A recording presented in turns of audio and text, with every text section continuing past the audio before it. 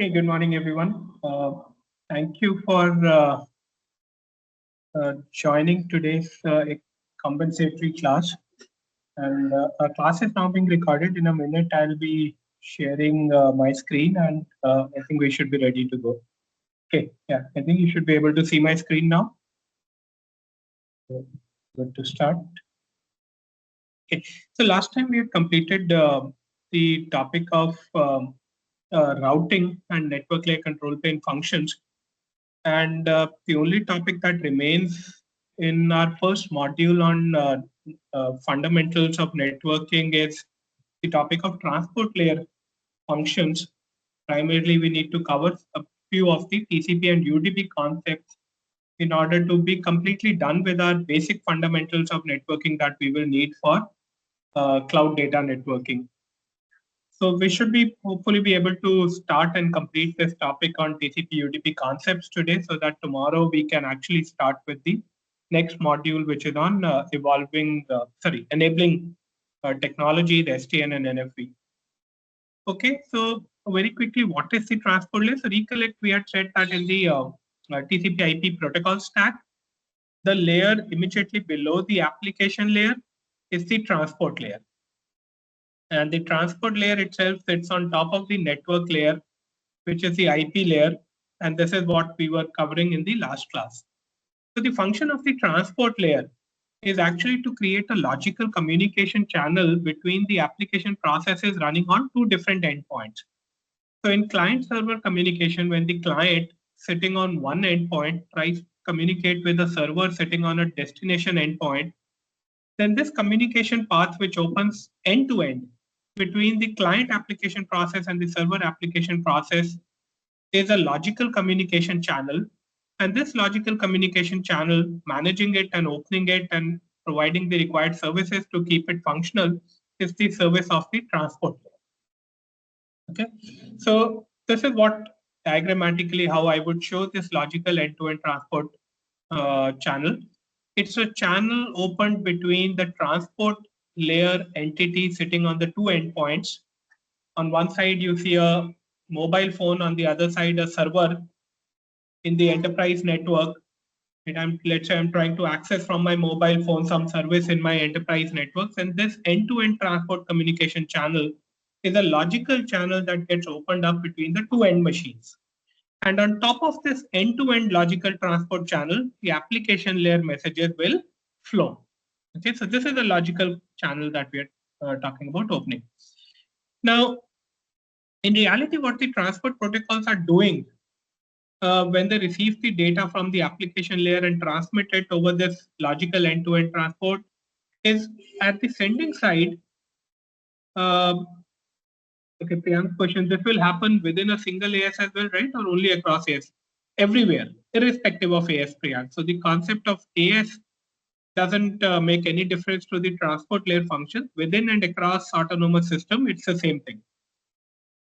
Okay. So this people who are familiar with network programming and have done any course on network programming or within a course on network, if you've written some network applications, created some network applications, will know the concept of socket connection. So you open a TCP socket or a UDP socket from the client side. The server side is already listening for messages coming on the TCP/UDP socket. So actually the term used in the network programming courses is the term socket interface. Okay? So the socket interfaces help us open up this logical end-to-end transport channel. So what the sender node is actually doing is receiving the application layer messages and breaking them down into smaller segments, depending upon the maximum packet size that can be transmitted over the intermediary network. So the larger application layer message, like a complete file, can be received. It can be broken down into smaller segments, and then this segment gets passed to the network layer. This is the bare minimum that the transport layer does at the sending side.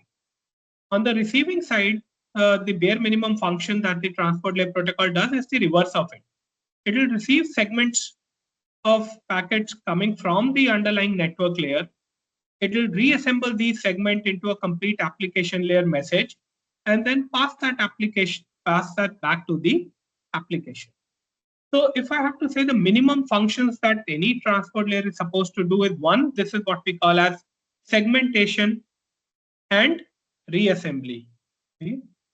Also short form written as SAR, SAR, segmentation and reassembly of application layer messages is the minimum functionality that the transport layer does. The second function that a transport layer does is actually multiplexing and demultiplexing application layers over the transport layer. So basically, in a way, we are saying when a logical end-to-end transport is opened up for one application, this end-to-end channel, any traffic flowing on top of it, identifies what application this message is meant for. In reality, in any two communicating nodes, right, or in any one node, there can be multiple applications on a particular endpoint. So if I draw a protocol stack, and I say application layer, there can be many applications sitting A1, A2, A3, sitting on top of a transport layer. Okay. So in reality, there can be multiple logical channels that may be opened by the transport layer towards different destination endpoints for different applications sitting on top. So when traffic is received on a particular logical end-to-end transport channel, the transport layer is actually making use of it to pass it to the right application. Similarly, when it gets traffic from one of the applications, it sends it on the right logical end-to-end transport channel to send it towards the right destination. So you can say that the transport layer is also multiplexing, demultiplexing traffic from multiple applications sitting in the application layer and sending their traffic towards multiple different destinations. Okay, so these are some of the minimal functions that the transport layer provides. When I say minimal, there are some more functions that are implemented in one of the transport layers. We'll talk about it in a while. So there are two most commonly used transport layer protocols that are used in the TCP/IP protocol stack or in the internet, to be in layman terms, and these are the TCP and the UDP transport layer protocol. So TCP is a short for transmission control protocol. It's a transport layer protocol which makes sure that the messages receive the application in a reliable fashion, which means if there are any packet losses that happen in the network, and we saw that there are various reasons why packet losses could happen. It could happen because of network congestion being the predominant reason why a packet loss can happen in the network, but also because of packet errors, which means certain bit errors might happen in the packet which cannot be corrected and therefore they may be dropped. So when packet losses happen in the network, but the application requires reliable delivery of all messages, then it is the responsibility of the transmission control protocol to make sure that every dropped packet is retransmitted. And in that way, TCP enables reliable delivery of packets. So we'll look at how TCP functions, but this is one of the key functions of the TCP transport protocol, reliable delivery of messages. It also provides in-order delivery. So if a higher layer application message is broken down into multiple segments, and these segments get transmitted into multiple different packets at the IP layer or the network layer, then we understood that each of them will be independently routed through the network. And because network conditions may change and routes may change on the fly, it's possible that later packets, some of the later packets may reach earlier and some of the earlier packets transmitted from the sending node may reach the receiver later. So in TCP, TCP plays the additional function of making sure that these packets are made back in order before they are delivered to the application. So reliable in-order delivery is one of the key functions that TCP implements. TCP also implements a function called congestion control, which basically is an attempt of the transport layer protocol to handle or address the congestion conditions in the network. How does TCP do that? We'll talk about it. A third function that TCP implements is the function of flow control. which is basically limiting how much traffic one sender is able to push into the access network and aligned with the service model or the service criteria or the service the subscription that the subscriber has. Right? That's one. Two, also making sure that the receiver is not getting overloaded with the traffic. So flow control is something that we will talk about in a while. Lastly, TCP implements a connection setup mechanism, which is what Jyoti has just mentioned as a three-way handshake method that that happens before any data transfer can happen. The connection is established between the sender and the receiver. It's a way that TCP uses to exchange key parameters between the sending side and the end destination side. We call it a logical connection setup. We'll see what it means to set up a TCP connection. But primarily it is because of this step of TCP, which is a connection, this step of connection setup, that we call TCP to be a connection oriented.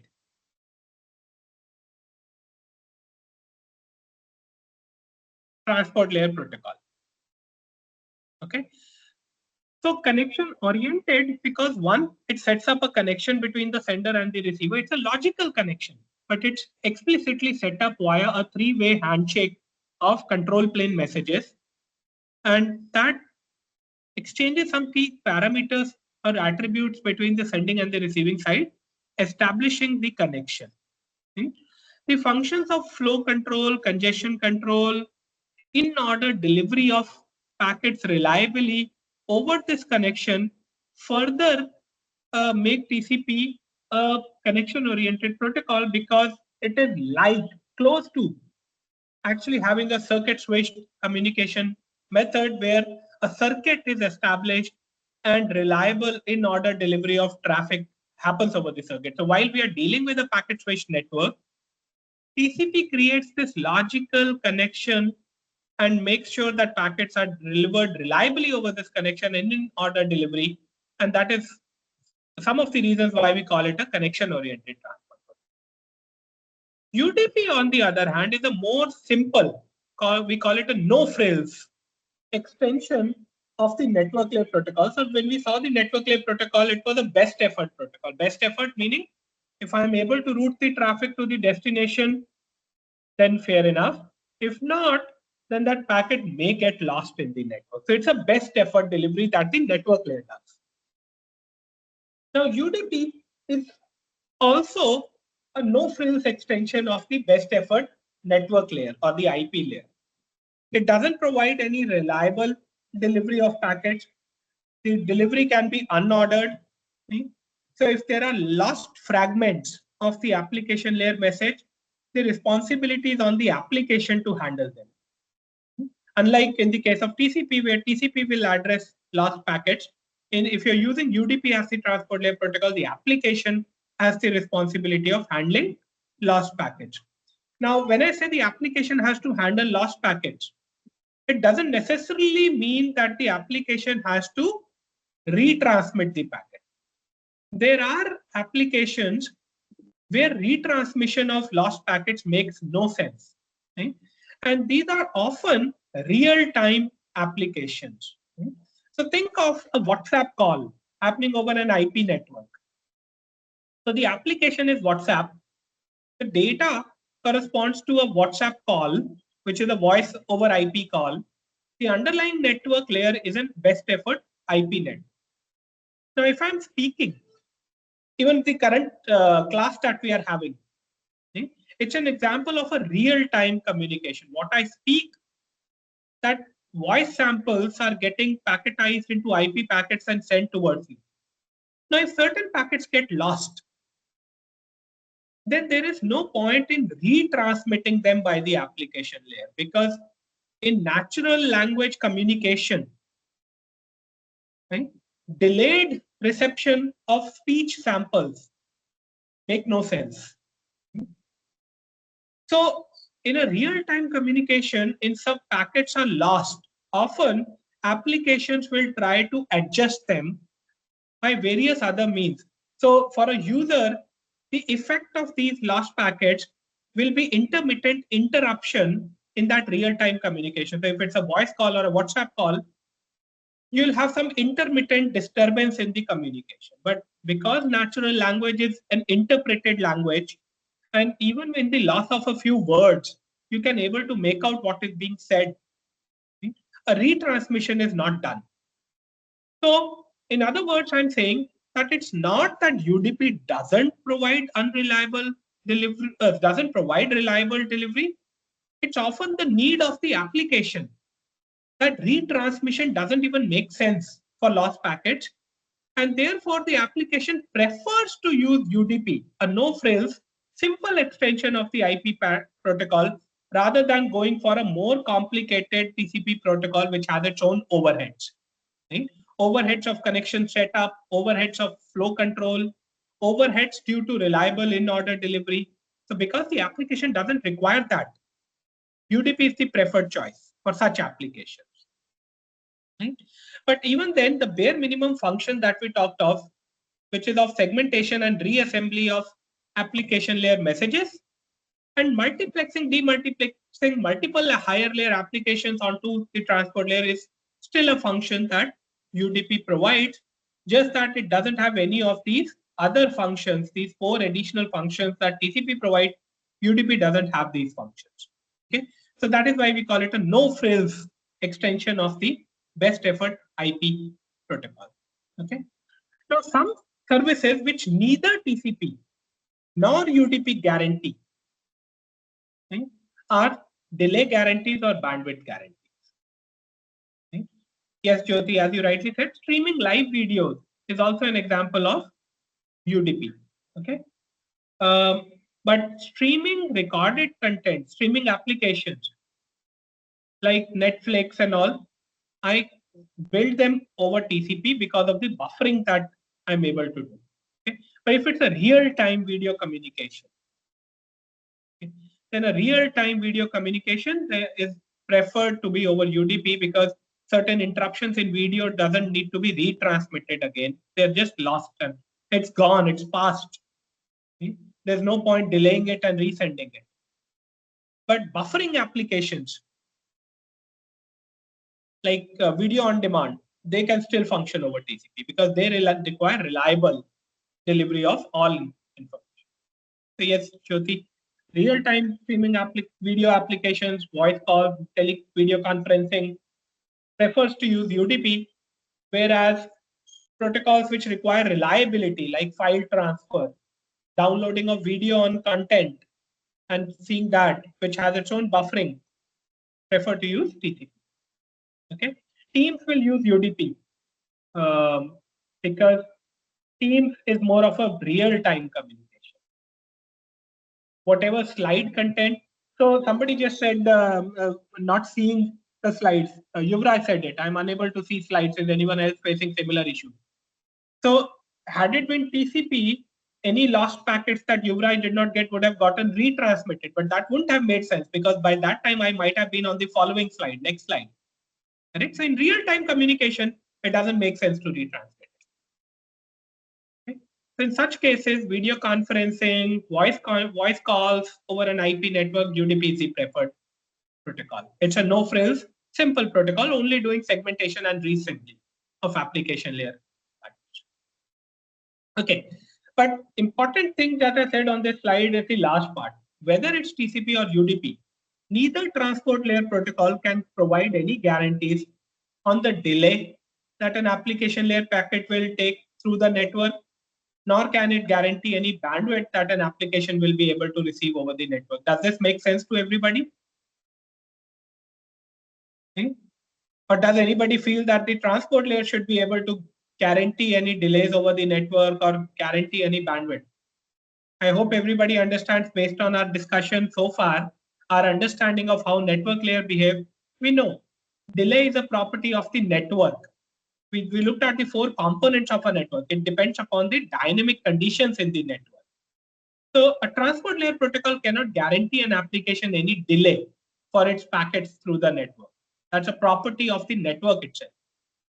Similarly, the bandwidth depends upon, or the capacity, the throughput bits per second depends upon the paths that the packet is going to take through the network, the bandwidth of the interconnected links, and the other traffic which is sharing via statistical multiplexing the same links for their traffic. All of that will determine what is the throughput that a particular application will see over the transport layer. So the services that a transport layer can never guarantee are delay and bandwidth. But the other things TCP can guarantee. Reliable in order delivery, it can guarantee.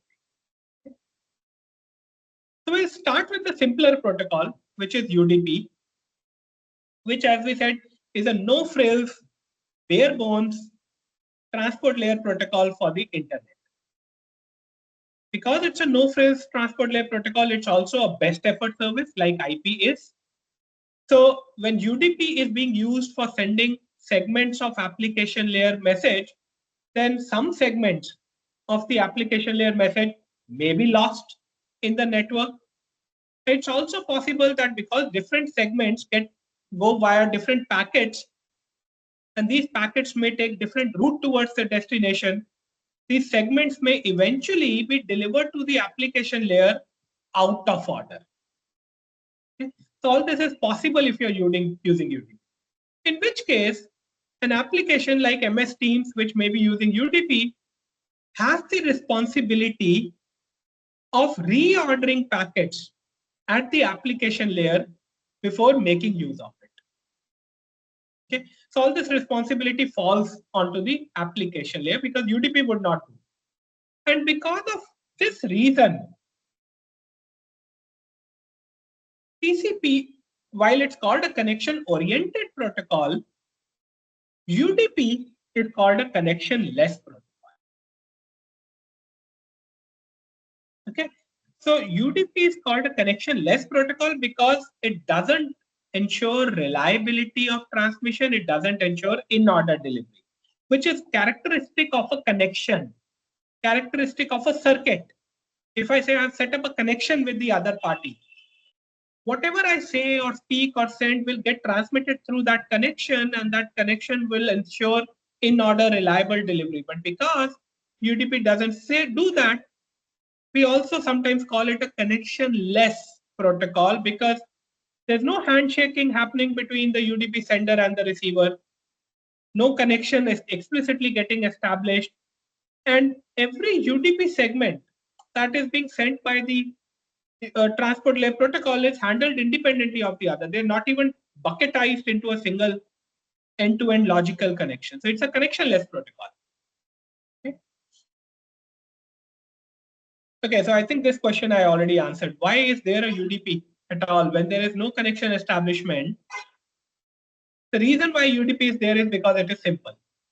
It's a no connection, no frills application,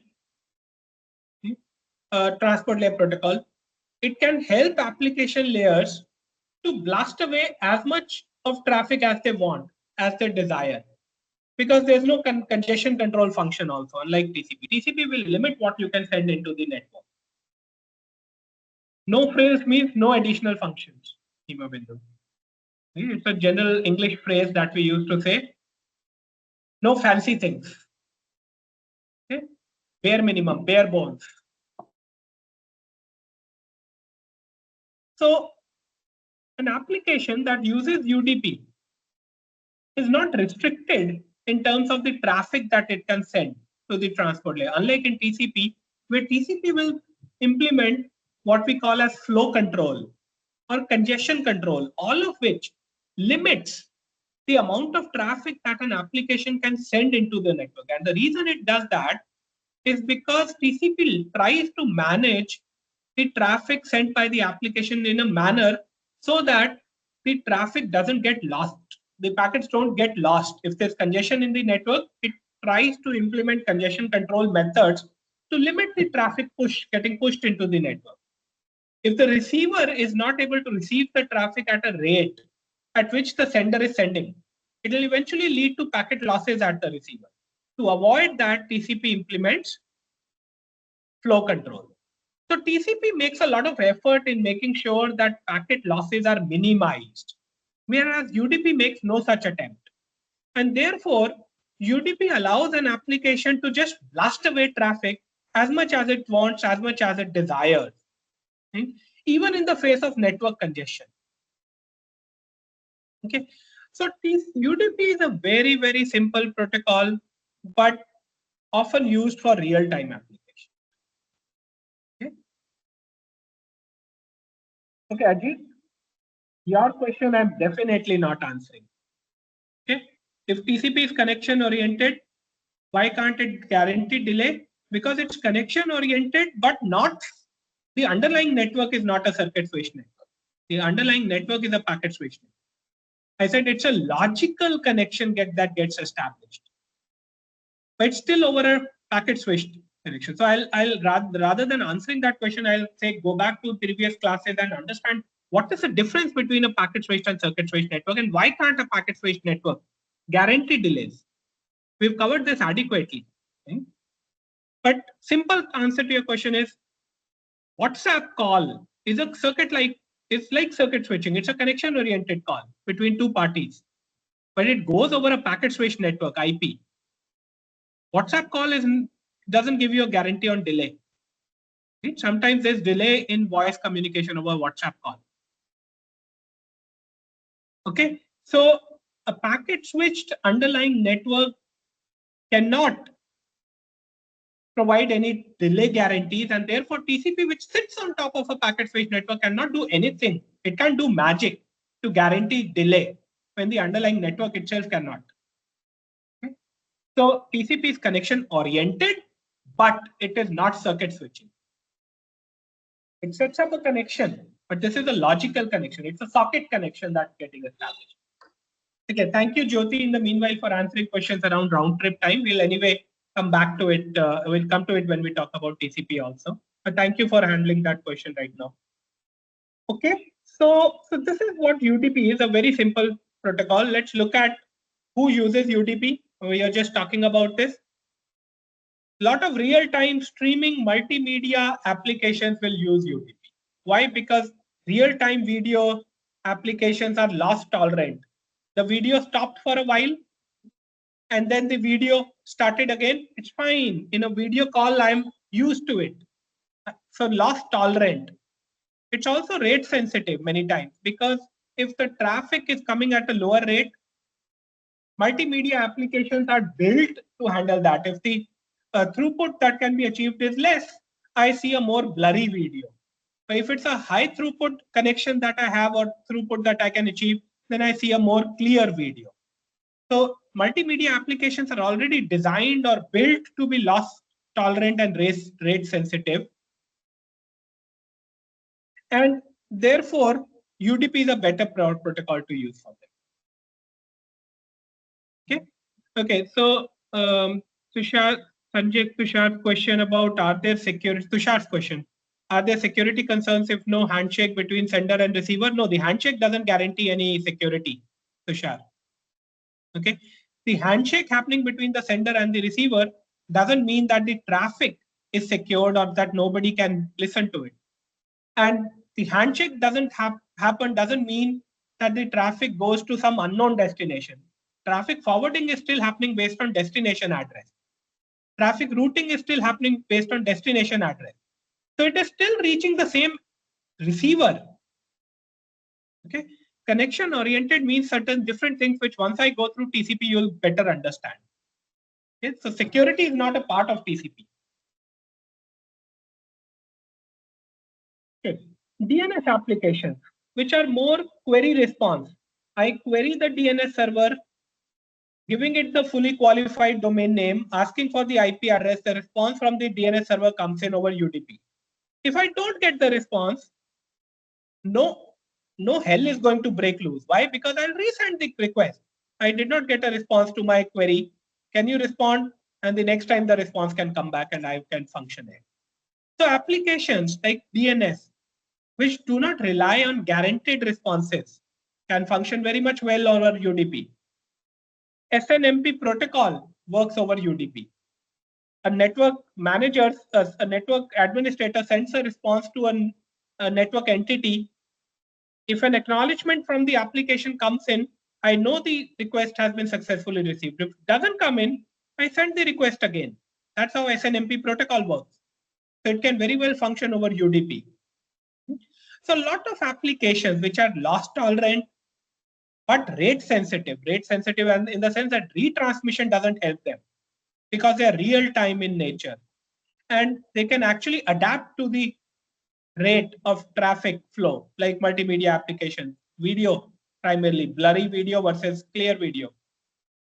So such applications make use of UDP because it's a simple protocol. Okay, but if you are using UDP and still require reliability, then you have to build it at the application layer. Okay, if you need reliability, you should also look at implementing congestion control at the application. But in reality, if you need all of this, it's better to move towards TCP rather than using UDP. Okay, because TCP will already provide you reliable in-order delivery, congestion control, flow control, everything as part of the transport layer function. So there are a lot of applications which are better suited for UDP. Primarily the real-time, loss-tolerant, rate-sensitive applications. But applications like file transfer, which require in all pieces of the file to be successfully transmitted, they require reliable transmission, and therefore file transfer protocols run on top of TCP. Okay, so let's complete UDP before we move to TCP. So an example of an application that uses UDP is SNMP, Simple Network Management Protocol. So in SNMP, you have an SNMP client and you have an SNMP server. The application is the SNMP client on the left-hand side, and on the right-hand side, the application is the SNMP server. They sit on top of a transport layer called the UDP layer, which sends its traffic over the lower IP network layer, over data link layer and physical layer. So SNMP traffic gets routed through the network like any other IP traffic. So what is the UDP sender doing? The UDP sender passes an application layer message to the transport layer, UDP. Okay. UDP will actually segment this traffic into one or more UDP segments, add a header called the UDP header on top of it. This header has sufficient information which allows the recipient to know which is the application to which this message has to be sent. So the UDP header contains this information. Then once this UDP segment is created, it passes it to the IP. IP layer will create a packet out of it and route it through the network. So we've already talked about routing. What will happen? The packet will get routed up to the destination. Once the receiver receives this packet from the IP layer, right? So the UDP receiver receives the segment from the IP layer. It first checks the UDP checksum in the header. Checksum is a CRC. It's a field that is used to check if there are any bit errors that has happened in the packet header. Okay, it's error handling. So the receiver checks if any bits have gotten errored during transmission over the network. If bit errors have happened. If any bit errors have happened, then this UDP header cannot be treated as having the right values. It cannot be reliable. So then the packet has to be dropped.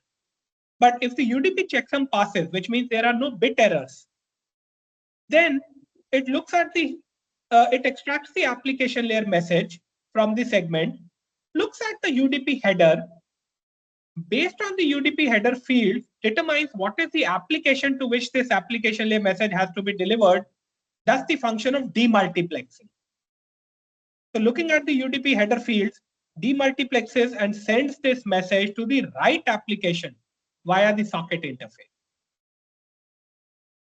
Okay. So this is what a UDP layer does. So if you see, what we covered were the twin functions of segmentation and reassembly. If the application layer message was big enough, then segment it into multiple segments. But the other thing it did was multiplexing. Multiplexing it did when it added a UDP header here. it put in details for which application this message is meant for. And here it used that field to send it to the right application. So it demultiplexed. So this is what a simple protocol like UDP does. That's the function of the transport layer. Okay. Samantha has a question, sir. Applications like MS Teams will use TCP over SSL and streaming within apps uses UDP. So is this secure if even if UDP has no handshake? So Samantha, the simple answer is TCP or UDP have nothing to do with security. Okay. Neither TCP nor UDP ensure any secure transmission. Security is a different ball game. Okay. So nowhere in the functions of TCP did I mention secure transmission. Neither protocol provides delay guarantees, neither protocol provides bandwidth guarantees, neither protocol provides security for the application traffic. Okay. So security is not a function of the transport layers. And if it is, it's definitely not a function of TCP or UDP. So for security, you either use protocols like IPsec, which sit at the network layer, and IPsec has its own security protocols called authentication header or encryption security payload, ESP. These are two protocols which IPsec supports at the network layer for secure packet transmission. If you want security at higher layers, above the transport layer and below the application layer, you use protocols like SSL or TLS, transport layer security, which is a separate protocol than TCP or UDP. So neither TCP nor UDP provide security. Neither do they implement encryption, nor data integrity or hashing. It's not a function of the transport layer. It's definitely not a function of TCP or UDP. So don't get confused with a connection meaning security. Okay? Connection of TCP doesn't mean security. Connection oriented nature of TCP means reliable in order delivery. Reliable meaning no packet losses, or packet losses are handled, retransmissions happen. Doesn't mean security. Okay, so let's not be confused with that. Right, so let's look at what TCP provides to us. So TCP is considered, because it's a connection oriented protocol, it's considered to be a point-to-point protocol. One sender, one receiver. Okay.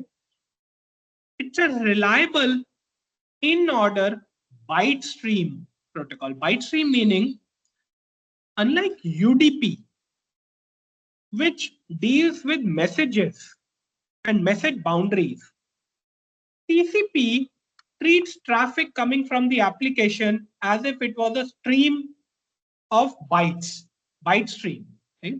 So TCP sees it as a continuous flow of bytes of information coming from the application layer as a byte stream, which has to be sent over the network towards the destination. Okay?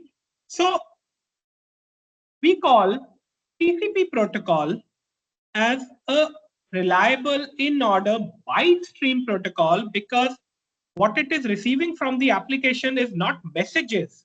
There are no message boundaries in TCP. It's all bytes of information. So basically, TCP treats information at the byte level, and we call it a byte stream protocol.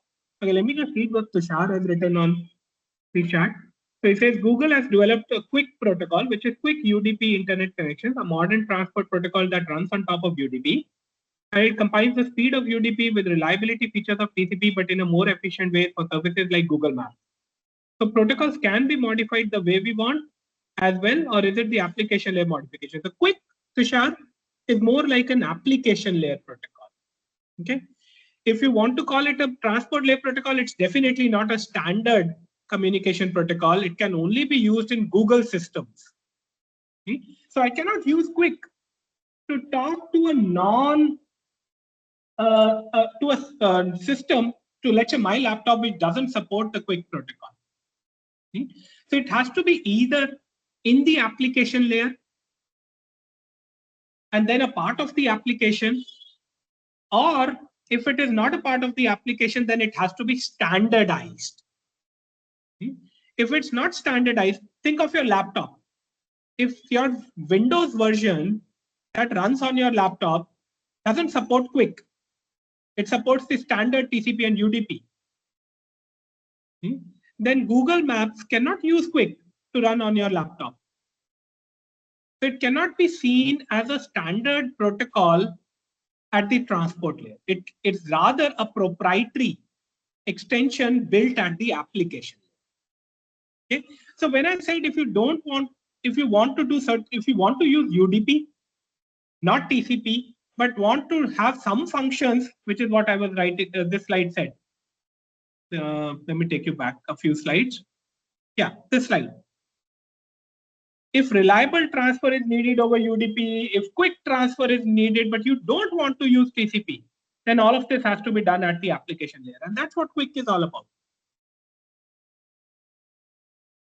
Okay, so you built and you made certain changes to the application to find out a better and faster and more efficient way of achieving reliability in your communication while still using UDP as the transport layer protocol. So this is not a transport layer, it's an application layer modification. Answers your question, Tushar? Okay. So UDP and TCP are standardized protocols. When I say standardized, every laptop, every operating system, Windows, Apple OS, Android OS running in your mobile phone, iOS running in your iPhone, all of them in the transport layer will implement the same UDP and TCP protocol, which is a standardized protocol. Okay? It's a standard transport layer protocol, part of your TCP IP protocol stack. Okay, back to TCP. So TCP is considered a point-to-point protocol, one sender, one receiver. The sender is sending a byte stream towards the receiver. Okay? TCP has kind of created a logical connection. It's not a physical connection. There are no resources reserved in the network layer for carrying this traffic, and hence there are no delay guarantees. There are no bandwidth guarantees. It's not a physical connection. No resource reservation, no bandwidth reservation. Because underneath we have a packet switch network where there is no resource reservation happening. Right? So no bandwidth reservation. But what is TCP doing? It's opened up a logical communication channel between the sender and the receiver, and that's why it's a point-to-point channel that has been opened. A stream of bytes is being received. TCP manages the flow of this byte stream through the connections until it reaches the receiver. And it makes sure that these bytes of information are being received by the application in order. And not just that, in a reliable fashion. Reliable means no byte is lost in this transmission. So we know that underneath the network, which is transmitting this traffic, has no resource reservation. So packet losses may be happening. So there is definitely some magic that TCP is doing, because of which this byte stream which enters one side of the pipe is received on the other side and delivered to the application in order and reliably. What is it that TCP is doing? To be called a connection-oriented protocol, we'll just talk about that.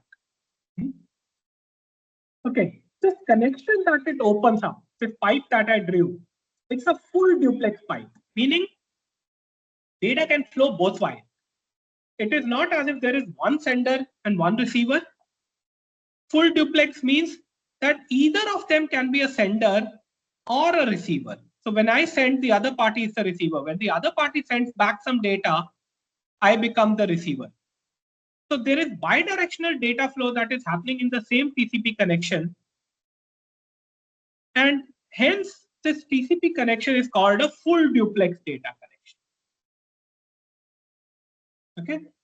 So yeah, so Jyoti has already explained, in half duplex data flows only in one direction at a time. But in full duplex, the same connection can be used to simultaneously deliver data in both directions. Right? So if the parties connected via this connection are A and B, some data may be going from A to B over this connection. Some data at the same time may be coming from B to A. It's a full duplex connection that TCP has set up. Okay. Let me erase what I have already written. Okay, I'll come to cumulative acts later. That is TCP's way of ensuring reliable delivery. I'll come to it slightly later. Okay. TCP implements a function called the pipelining function, which is basically a combination of TCP congestion control and TCP flow control, which limits the overall traffic rate that an application can achieve. So in other words, you can say that throughput, but I should qualify it as application throughput. The throughput that an application observes in bits per second. The application throughput is limited or is controlled because of TCP congestion and flow control functions. We'll talk about these functions. It's connection oriented in nature. We've already talked about it, which means that before a sender and receiver or party A and B can start exchanging data, they first have to exchange certain control messages. This is called TCP handshake. This helps exchange certain critical parameters before data transmission starts. It helps initialize the state machine that exists at the sender side and the receiver side. And now, once the TCP handshake has happened, the sender and the receiver or party A and B are ready for data exchange. So it's called connection-oriented behavior of TCP. See? So yeah, its flow control the sender will not overwhelm the receiver. So it's possible that when A and B are two parties talking to each other, A may be an Intel i7 processor, B may be a pretty old Pentium processor. Okay, so the two are not having the same computational speeds. So what if A sends traffic to B at a rate faster than what B can handle? B will get overwhelmed. It will not be able to handle this traffic. What will happen? Eventually, the packet will get lost at the receiver. Packet lost once again. So TCP also handles this as part of flow control. So let's look at each of these functions one by one. But before going into that, let's look at the packet format for TCP. Look at the header that TCP has, because some of this will be useful when we talk about these functions. So TCP header, the most important two fields that it has is the source port number and the destination port number. By the way, we did not see the UDP segment structure, but even UDP has the source port and the destination port number. What are these? These are the ones which are used for multiplexing, demultiplexing. So mux, demux function that we talked of, the port numbers are what are used for doing that. So the source port number identifies the source application. The destination port identifies the destination application. So when a segment of UDP traffic goes from sender to the receiver, the source port is identifying the sending side application. The destination port is identifying the destination side application. Okay. So well-known applications run on well-known port numbers. Does anybody know what is the port number on which FTP runs? What is the TCP port number on which FTP runs? What is the port number on which Telnet runs? Yeah, so Jyoti is answering it. 2021. What is it that Telnet runs on? 25. 23. Okay. Maybe I'm wrong. What is 25? I think one of the networking applications runs on 25 as well. SMTP. Okay. Thank you. So well-known network applications have already run on defined port numbers. The TCP segment, including as well as UDP segment, carries what we call as the destination and source port numbers, because these are used to multiplex, demultiplex the traffic towards the right application. Right? So both TCP and UDP have this, the port number. In addition, TCP has a sequence number. So as the name suggests, it is counting the bytes of data in the byte stream and putting that value over here. So let me give you an example. So let's say the byte stream of data is coming from the application. Okay. I pick the first byte coming from the application, I put it into this packet. So I make the sequence number 1. Let's say this carries 100 bytes. This segment carries 100 bytes. I've sequenced it, given it sequence number 1, because the first byte to 100 bytes, all of them are going in this packet, in this segment. Now, after this segment has been transmitted over the network, byte 101 has to be sent in the next segment. So the next segment will have a sequence number of 101. Okay? So you can say that the sequence number is the count of the first byte which is going in this UDP segment. Why is sequence number required? Because we know that these segments, when they are transmitted over the network, they might reach out of order at the receiving node. So TCP uses this sequence number to reorder the packets at the destination. Okay? So if I get a TCP segment which has a sequence number of 101, even before I receive the segment with sequence number 1, I will hold on to this and not deliver it to the application. I'll wait for the segment with sequence number 1 to come in first. I'll deliver that to the application and only after that deliver the next. Okay? And in reality, I'm not even giving messages to the application. What am I delivering to the application? A byte stream. So only when the segment with sequence number 1 comes in, will I deliver the byte streams 1 to 100 to the application first, and then I will deliver bytes 101 onwards to the application. So TCP makes use of the sequence number at the receiving end to deliver the bytes in order to the application. That's the use of the sequence number. This is something missing in the UDP packet. This is required for TCP in order delivery of bytes to the application. TCP also contains an acknowledgement number. Okay.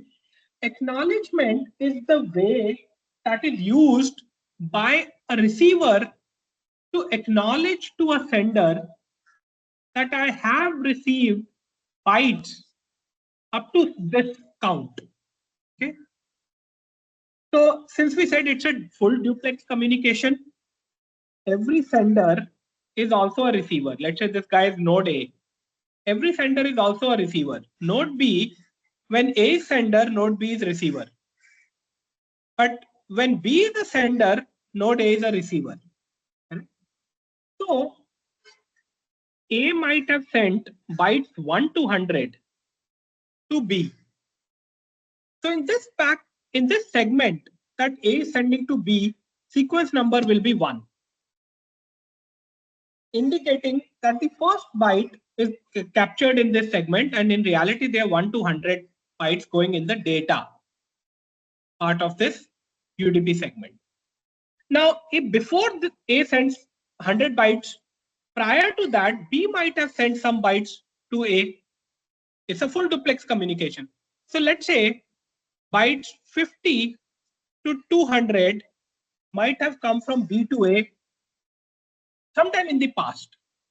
So in the same packet where A is sending a sequence number of 1 to B, it's also sending an acknowledgement number 50 to B, indicating that the segment that you sent with sequence number 50, I'm acknowledging it. I've already received it. Okay. So in a sense, every segment of data that a receiver receives from a sender,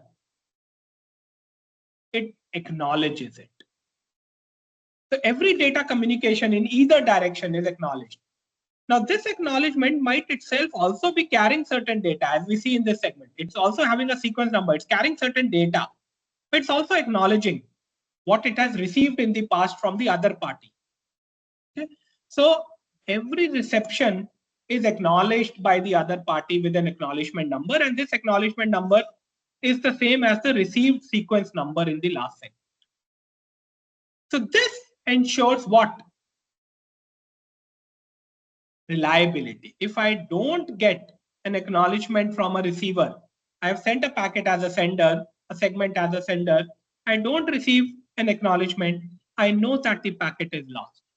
I can take corrective actions. And what are the corrective actions that TCP takes? It retransmits the segment. Okay. So by using a combination of sequence number and acknowledgement number, TCP is able to handle in-order delivery because of the sequence number, and it is able to ensure reliable data transmission because if the acknowledgement is not received, the sender will retransmit the packet so that it will keep on doing this till an acknowledgement is received. So it will make sure that all bytes of information have reached the receiver. So it's reliable. Okay? So even though the underlying network is not providing reliability, packet loss can happen at the underlying layer. TCP provides the reliability by implementing retransmission and an acknowledgement method. Okay, this is the application data that is sent. This is the checksum. The checksum is also included in the UDP packet. I mentioned that on the earlier slide. The checksum makes sure that there are no bit errors in transmission. So it's like a CRC check. It's a some form of a more complex form of a parity checking, bit error checking. There are some other TCP options which we will right now not get into to keep it simple. There's a field in the TCP header which mentions the length of the TCP header, because there can be some TCP options which make the header variable length. So a length field in the TCP header mentions what is the length of the TCP header. There are 3 flags. Flags because they're 1 bit each. Reset, sync, and finish. These are used for the handshake. We will talk about that later. So these are used for initial 3-way handshake, connection management. Reset resets the TCP state machines. Sync is the first message which is used to synchronize TCP state machines. Fin is a termination of the connection, TCP connection. So these are 3 flags which are used for connection management. Start a connection, terminate a connection. The flags are used for those. RSF, 3-bit information. Okay. Very important field in the TCP header is the receive window size. This is a value that is sent by a receiver to a sender. And it indicates the number of bytes that the receiver is willing to accept from the sender in the next segment that the sender will send. It's used for TCP flow control. Right now, just remember that there's a field called receive window. When we talk about flow control, we'll see how it is used. Okay. There are a couple of other flags, C and E, used for congestion notification. These are used for congestion control. And there's an urgent data pointer, which is used for carrying some high priority traffic in a TCP segment. Once again, we'll ignore this for now, not get into those many details. Okay. So this segment structure, these fields we will come back to when we talk about flow control. We'll see how receive window is used. Okay. When we talk about congestion control, we'll see that these flags are used, congestion notification flag. And we've already seen that sequence number, acknowledgement number are used for reliable in-order delivery packets. These source port, destination port are used for multiplexing, demultiplexing, multiple higher layer application traffic. Checksum is used to make sure that there are no bit errors. So these are the important fields in a TCP header. Okay. By the way, that lab assignment I gave you for Wireshark, if you are seeing some TCP packets in that packet capture, you can actually blow open the TCP packets and see all these fields. You should be able to see that in that first lab activity. So Wireshark will be able to show you all these fields in a TCP packet that have been captured via the Wireshark tool. Okay, so lab assignment 1, you should be able to see all of this in all TCP packets. Similarly, if there are some UDP packets, you should be able to see those UDP packet header. Tushar, there is no date. I already said in the announcement, there's no submission for lab activities. Whenever you are conveniently placed, you can do it. But don't defer it to too late. because I'm sharing the lab activities aligned with the theoretical classes. So when the topic is covered in class, I give the lab activity for you to practice. So there's no submission date, but do it when you get time. Okay, so let's talk a little bit more about TCP sequence numbers and acknowledgements and how they enable in order reliable delivery, and what is the role of what we call in TCP as a sliding window. Yeah, Himo Bindu, it's not for test, it's only for practice. For your practice.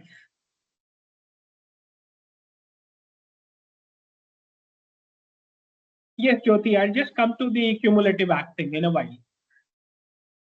Okay. So I'll talk about what is cumulative act. Give me a moment, yeah, and come back. This is where we are going to talk about it. Okay. So how do we use the TCP sequence number and the TCP ACK field, which we just saw here, the two fields after source port and destination port? So we have source port, destination port, and then these two, sequence number, acknowledgement number. We said these are used for reliable in-order delivery. How? So TCP, we said, is receiving from the application layer. So this is application layer. This is TCP layer. What is the application layer giving to the TCP layer? A byte stream of bytes. So a stream of bytes is over the socket interface. See? So application opens a TCP socket. People again familiar with network programming know what I mean by a socket. It is the interface defined between the application layer and the TCP layer. Socket is the interface, API. Okay? Method that an application layer uses to talk to the TCP layer. So an application layer opens up a socket interface with the TCP layer. It's a form of API. Think of it like an API, an interface. Over that socket interface, it's sending a byte stream to TCP, sequence of bytes. What is TCP doing? It maintains what is called a sliding window. Okay? So it keeps on putting these bytes of information received from an application, let's say in a memory buffer. Okay? In a memory buffer, TCP keeps on collecting these bytes of information. Now, these bytes have to be transmitted over the network in a TCP segment so that it can reach the destination. So the ones that you see which are grayed out, these are the ones which have already been received or sent to the receiver and they have been acknowledged. So I'm grayed them out because I can now free up the memory buffer from these. They have already been received at the destination. So I sent them at some point in time, the receiver acknowledged them. So these are the gray bytes. They've already reached the receiver and already acknowledged. I can free up this memory buffer. This is done. The blue ones are the ones which have not. Okay, sorry. I made a mistake. Let me read my mistake. Forget what I said about the gray ones. Let me come. Oops.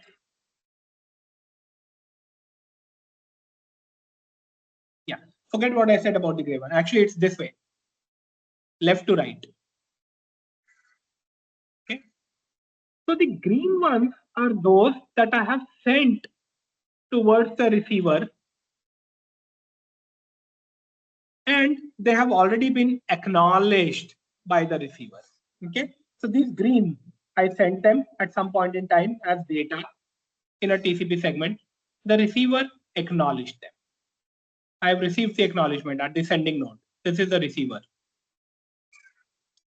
So these green ones are the ones I can free up from my memory buffer. I sent them, they've already been received, acknowledged. I can free them up from my memory buffer. The yellow ones are those which I sent next. I've sent the next yellow ones to the receiver, but the receiver hasn't yet sent me back an acknowledgement. I have not yet received the acknowledgement. So TCP calls them as bytes which are in flight. They are still on the way to the destination. They are in flight. They have not yet been acknowledged to be received. Okay. So TCP cannot free up these bytes. It will continue to store them in its memory buffer. Why? Because what if TCP never receives an acknowledgement? Because this data gets lost in the network because of packet loss. Then TCP must have a copy of these bytes in order to retransmit it again, to resend it, as Tushar said, right? So I need to keep storing it in my memory buffer in the TCP layer. Then there's these blue ones, which I've already received from the application layer, but I've not even sent them. They are also in my memory buffer. And I can send them, but I've yet not sent them. So there is no question of an acknowledgement being received for it. And then there are some other bytes of the application which have been received by the application, and I've buffered them in the buffer, but TCP treats them as not usable. I cannot send them. Now the question is, why can I not send them? The reason why TCP cannot treat them as unusable is because TCP maintains a running window of a variable size called n. This is called the window size n. This capital N of how many bytes can TCP send towards the receiver without getting an acknowledgement is a value that keeps on changing during the connection, but at that time instant, it's a fixed value. Okay. So this window size n is basically the maximum number of bytes that a TCP sender can send to a receiver waiting for an acknowledgement. So those are the maximum number of bytes that can in reality be in flight. After sending these n bytes, TCP sender has to wait. It has to wait for the acknowledgement to come. Only when the acknowledgement comes in will some of these yellow ones become what? They will become green. When they become green, I can slide my window n to the right. I can send some more bytes. So the blue ones may become yellow, and some of these gray might also become yellow. Okay. So what is n? What is the significance of this window size n? N is the maximum number of in-flight bytes that can exist, or in other words, it is the maximum number of bytes that a sender can send towards the receiver waiting for an acknowledgement. And then until it receives an acknowledgement, none of these gray bytes can be sent. They can remain in the buffer, but they cannot be sent. So they are not usable. How do I get the value of n? Or where do I get the value of n? N is determined based on two functions, the function of flow control and the function of congestion control. So this we are still going to talk about. Okay? As two of the other functions that TCP implements. Flow control, congestion control. So flow control and congestion control determine n. In other words, what is flow control? By determining n, what is flow control doing? It is limiting the amount of bytes that TCP sender can send towards the receiver. By fixing n, what is congestion control doing? It is limiting the number of bytes that a TCP sender can send into the network. Okay. So n can vary over a period of time for a TCP connection, depending upon TCP flow control and congestion control function. But at some instance of time, the value of n is fixed. This is the maximum bytes that the sender can send to the receiver waiting for an acknowledgement. Once the acknowledgement comes, these bytes can be freed up and I can shift my window of n to the right. And that is why this mechanism of keeping a window of n and shifting this window gradually as you keep getting acknowledgement for the previously sent bytes, it's called a shifting window method. Okay, so the bytes which are in the window, which fall within the window, they are the ones which are eligible for transmission towards the receiver. Okay, the yellow segment has already gone over the network. The blue one can be sent in another segment. The gray one cannot be sent until some of the yellow ones are acknowledged. So this mechanism, sorry, not shifting, sliding window. This is called TCP sliding window mechanism. Okay, it limits what the number of bytes that a sender can send to the receiver. So, okay. So you understand now what is the TCP sliding window. Right? So now if I have to send these blue bytes, yellow have already gone. What will be the sequence number? Sequence number will be the byte count of the first blue byte. Okay, so let's say this green byte was 1 and this last green byte was 100. Then the 101 was the first yellow byte and 150 was the last yellow byte. So the first blue byte is 1, byte number 151. We are counting bytes because it's a byte stream protocol. We are counting bytes of information. Yeah, Jyoti, correct. So sequence number will be 151 to send these blue bytes towards the review. Okay. Now, I may, as we said earlier, I may have received, okay, when the sender, when the receiver sends an acknowledgement,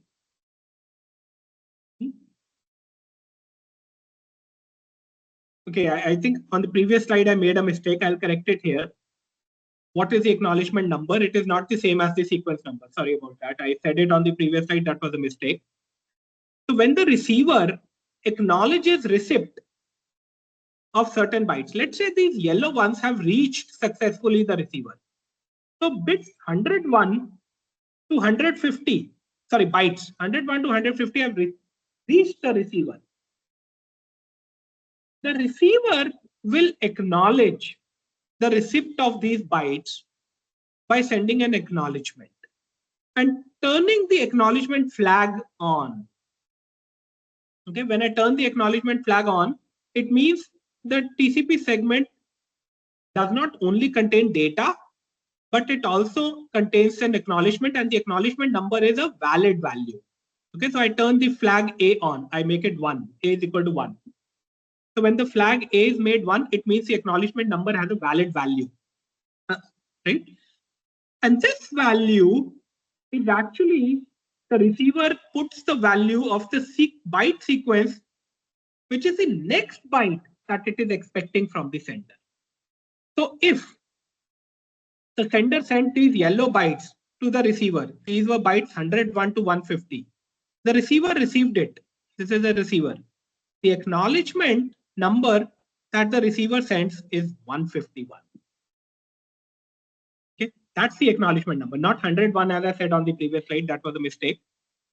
It's 151. So in other words, the receiver tells the sender, I have successfully received all bytes up to byte 150. Now I'm expecting from you byte 151. This method of acknowledgement is called cumulative ACK. Why? Because when I say 151 is the acknowledgement number, it's a way of saying that I have received everything from 1 to 150. I'm not just acknowledging these yellow bytes. I'm also acknowledging once again these green bytes. It's a cumulative ACK. So when I received these green ones, 1 to 100, receiver would have sent acknowledgement number 101, saying next one I expect from you is 101. I've received everything till 100. Then this guy sends the yellow ones, 101 to 150. He says acknowledgement number 151. In a way, he's saying I've received everything from 1 to 150. The next thing I'm expecting is 151. So it's called a cumulative act because it's acknowledging receipt of all cumulative bytes until byte 150. Okay, we'll see why cumulative act plays a big role. In the next slide, I'll show you different ways in which packet losses can happen in the network and how cumulative act comes in handy. Okay, we'll talk about it in a moment. Next slide. But before I go to that, the point of how the receiver handles out of order segment. Now, when you read the TCP standard, it doesn't say how you should receive out of order segments. It leaves it up to the implementation. Right? But in reality, we know that it's going to be a very simple implementation because the receiver can also maintain a similar receiver window. In that receiving window, whatever TCP segments are coming in, it is just putting them in the memory buffer. And it does not send it to the application until the bytes are already in order. So when the bytes are put in order, can it play it back to the application via the socket interval? So that's how it makes sure that the bytes are sent to the application in order. It makes use of the sequence number.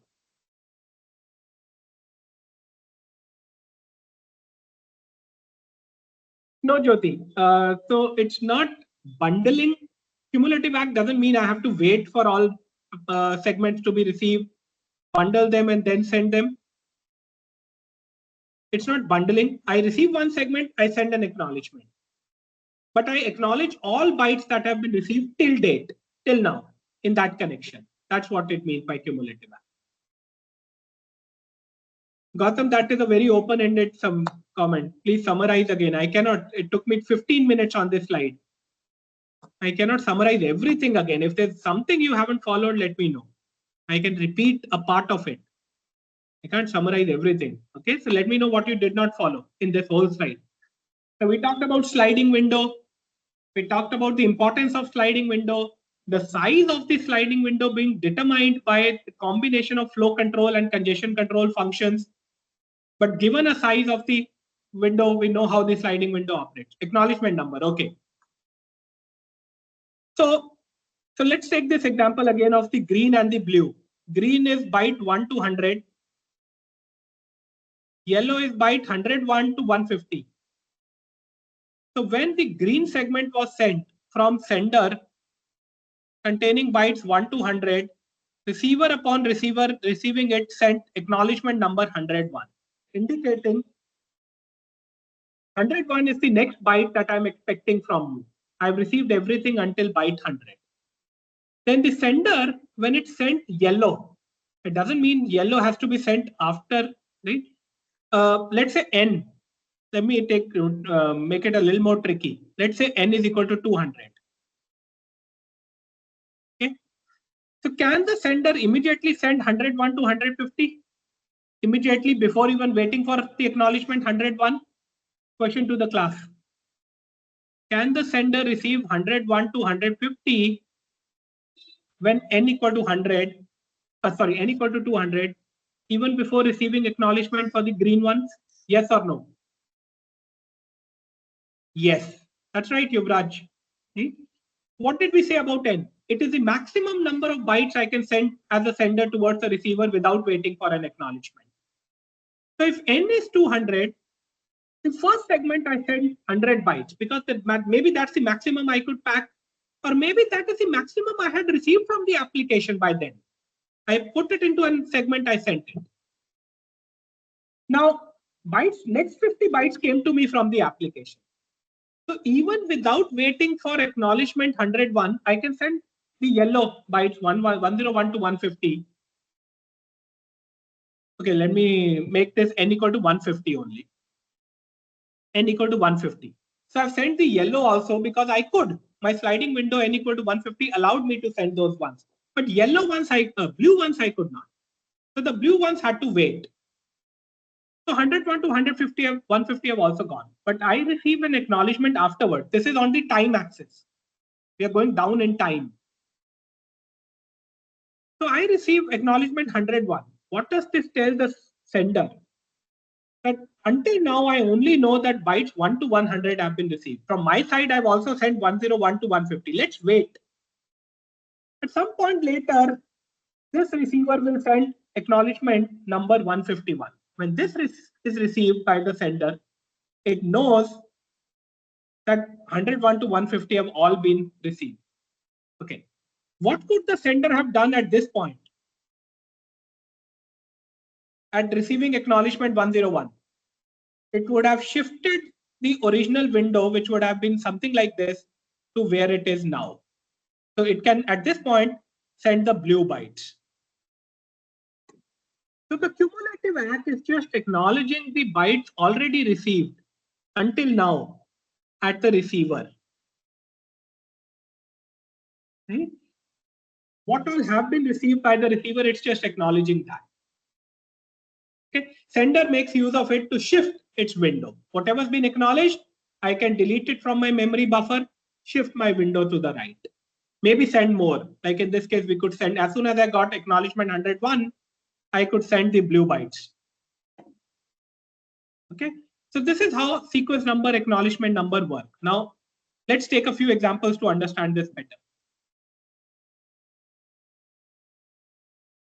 Okay, let's take a simple telnet scenario. Host A telnets into host B. So in a telnet session, user types something on host A using the keyboard of host A, but that data goes to host B. It's meant for host B. That's what telnet is, right? So on host A, user types the alphabet C. So TCP sends a segment towards host B. What is the data that that segment contains? Character C. I've just taken some random numbers for the sequence and acknowledgement, indicating that C is byte number 42 that is being sent. And I'm maybe in the past, host B has already sent me 78 bytes. So I'm acknowledging and saying I've received 78 bytes from B to A at 79. So for now, let's assume 42 and 79 are some values. 42 indicating that there have already been from A to B, 41 bytes have already been sent. And from B to A, 78 bytes have already been received in the past. Now, when I type C, that will go in the data. It will be byte 42. So sequence number is 42. 41 were already sent. And I'm acknowledging, I'm saying ACK 79 means all 78 bytes that you sent me, B you sent me, I'm acknowledging them. Now, when B receives it, let's say the protocol is such that B has to echo back the data. I'm implementing the echo protocol over this telnet session. It's an application I've implemented over telnet. Let's call it the echo application. So whatever B receives, it sends back to A. So when B receives C, it echoes back C. So what again the data will be? Data will be once again C.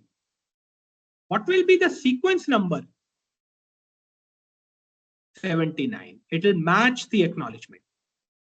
78 bytes had already been gone and received by A. The next byte C is byte sequence 79. What will be the acknowledgement? 43, indicating that up to 42 have been received. The next acknowledgement is 43.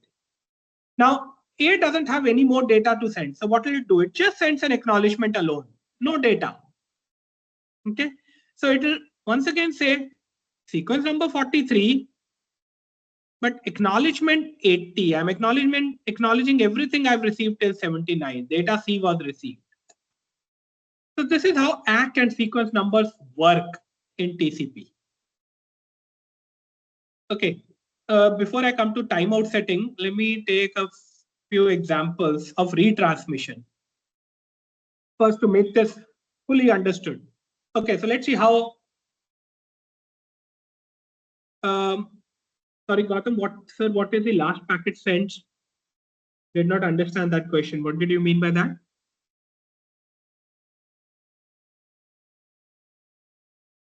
What are the ACK there? ACK is for the what I received from the sender.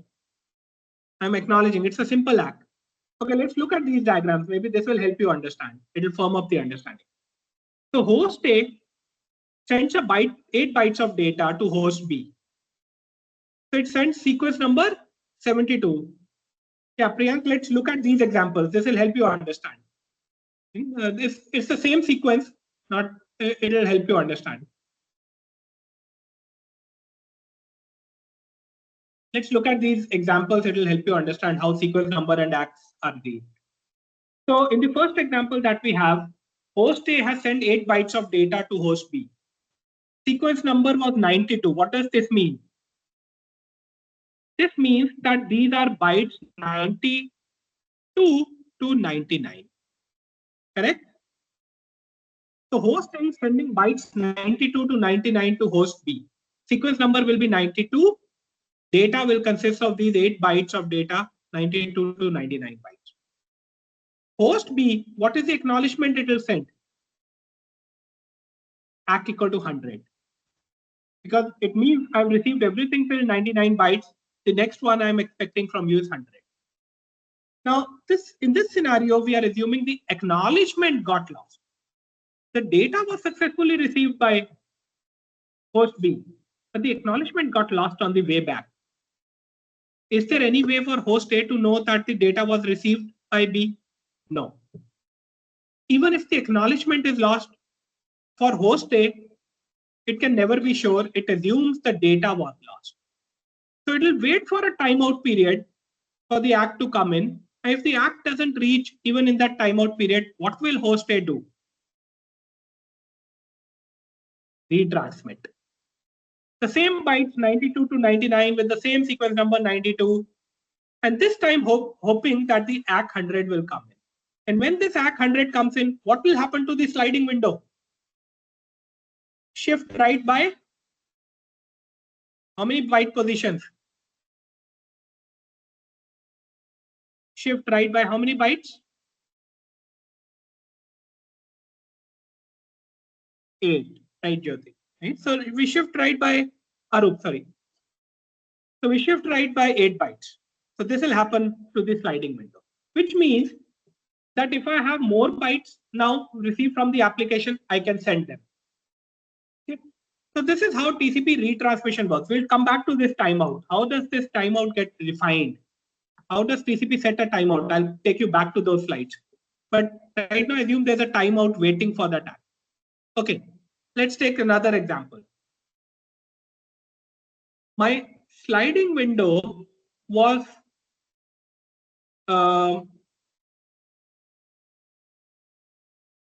okay. No, my sliding window was of 30 bytes, let's say, n equal to 30 in this example. So the application first gave me 8 bytes, which was there on the previous example also. I sent them in one segment. That was this. Sequence 92, 8 bytes of data.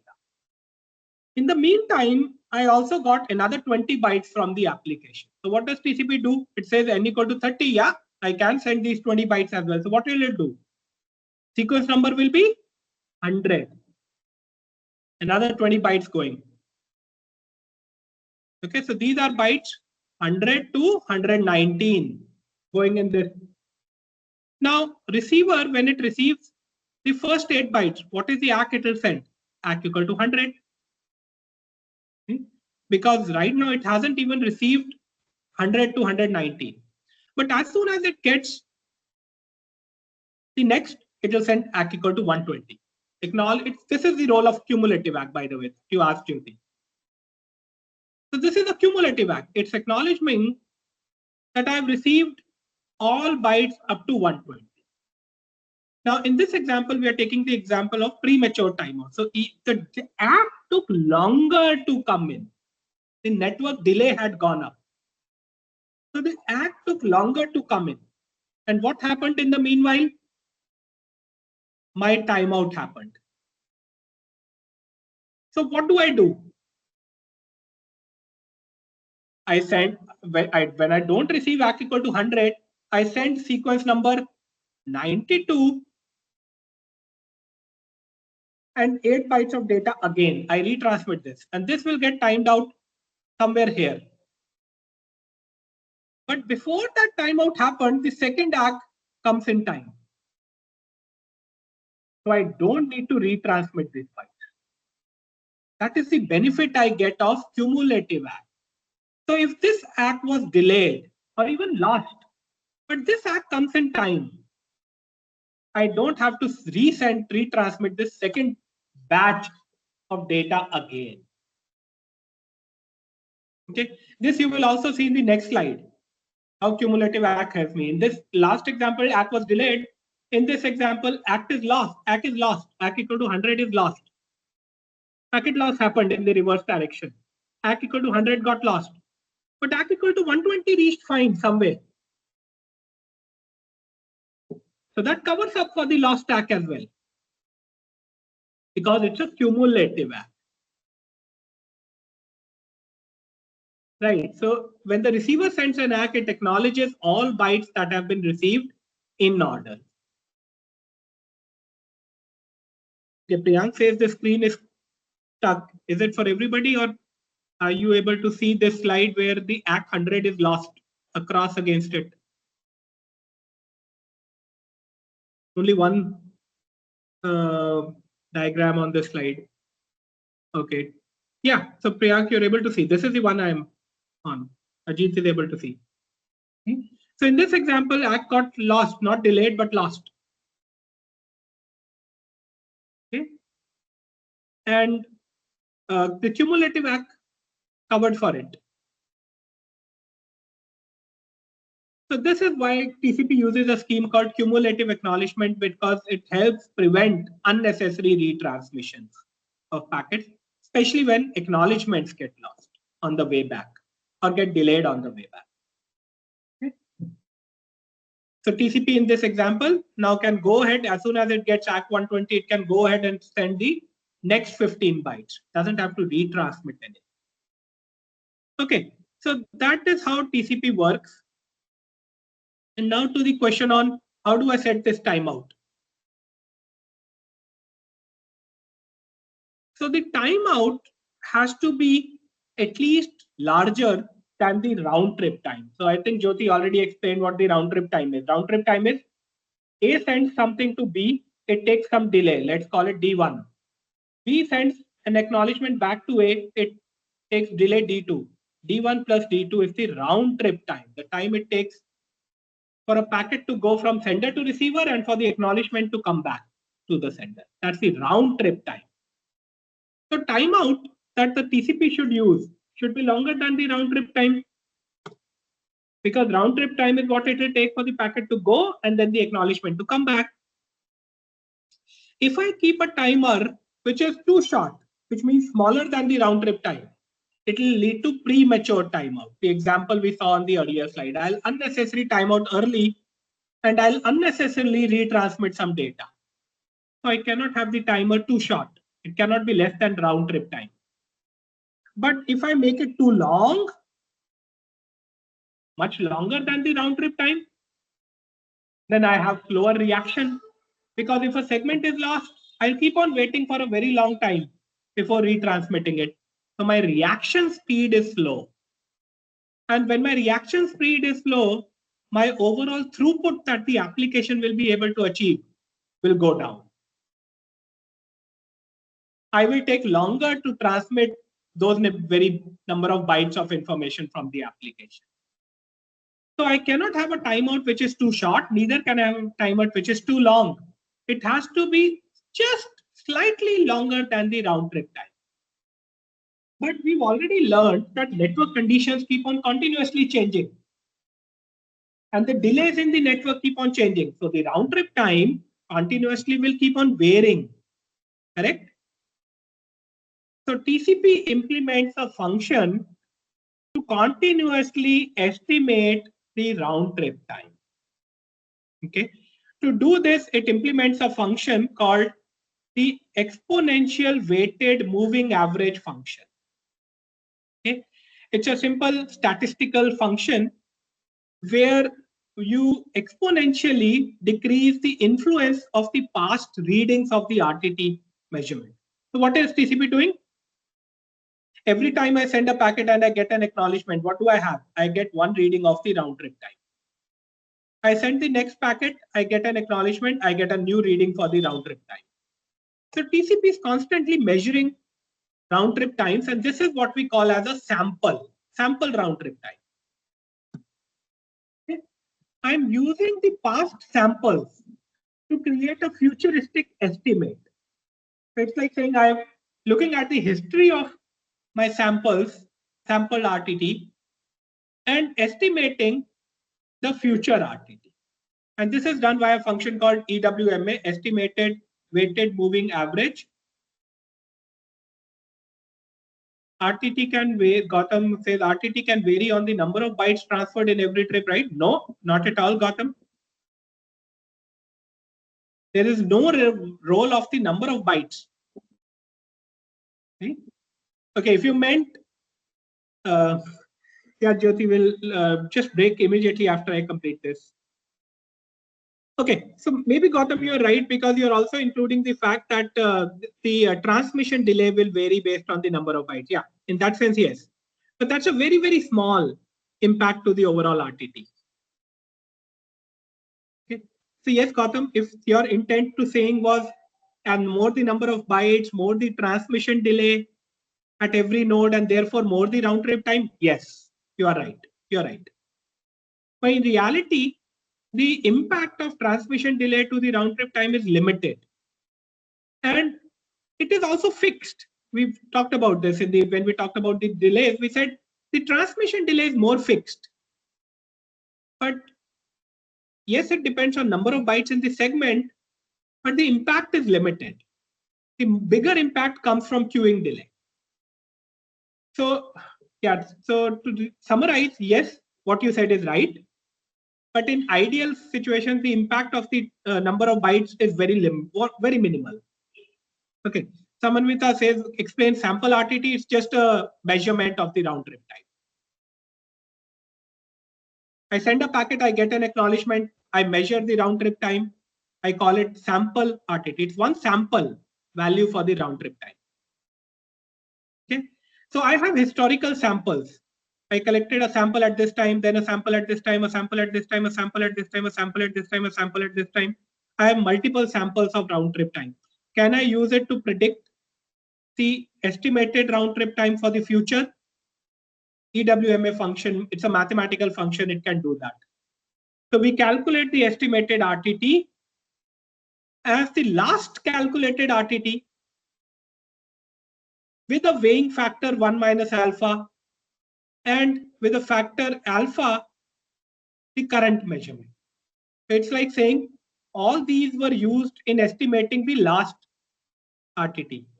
I now give them a weight of 1 minus alpha, but the latest reading that I have, I give it a weightage of alpha, and I get the new estimated RTT. So I'm gradually diminishing the effect of the past readings. Okay, but still keeping them into use, because they already accounted for in this estimated RTT. So it's a mathematical function. If you don't understand it, it's okay. But this is what you will get. The reason why we use something like this is because samples can vary very dramatically.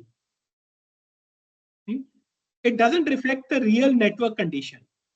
See, look at this. The light blue is your sample RTT. These are instantaneous measurements of the round trip.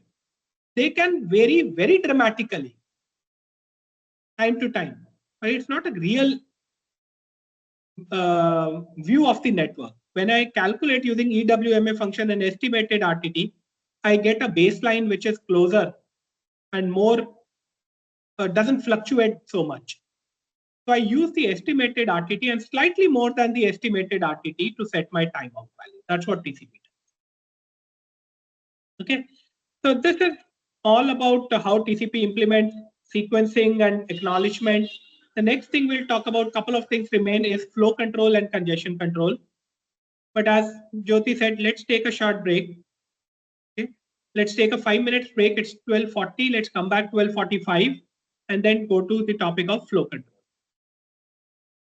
The quiz will be most likely announced on Monday, Pradeep.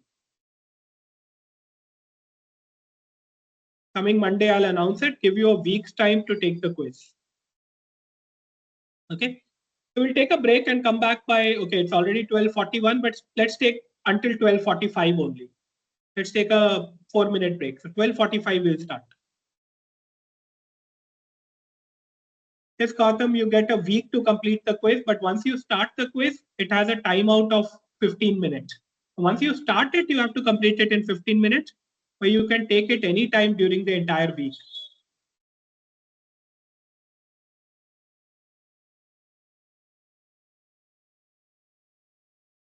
So I'll announce it on Monday.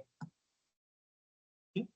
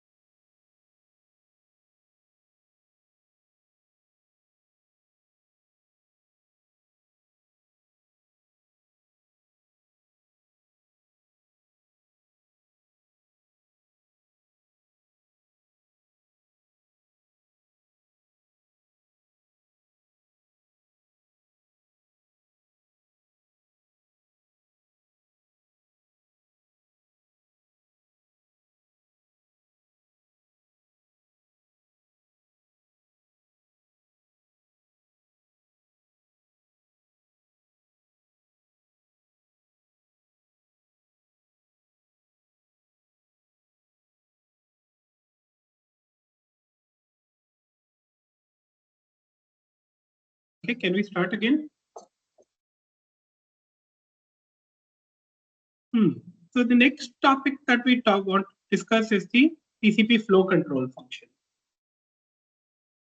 Now, okay, so when we look at the TCP IP protocol stack, we have the application layer, we have the transport layer where TCP sits, we have the IP layer, which is the network layer, and we have the lower layers, which is data link layer and the file layer. Do you have a background into which part of your laptop, let's say, each of these is implemented?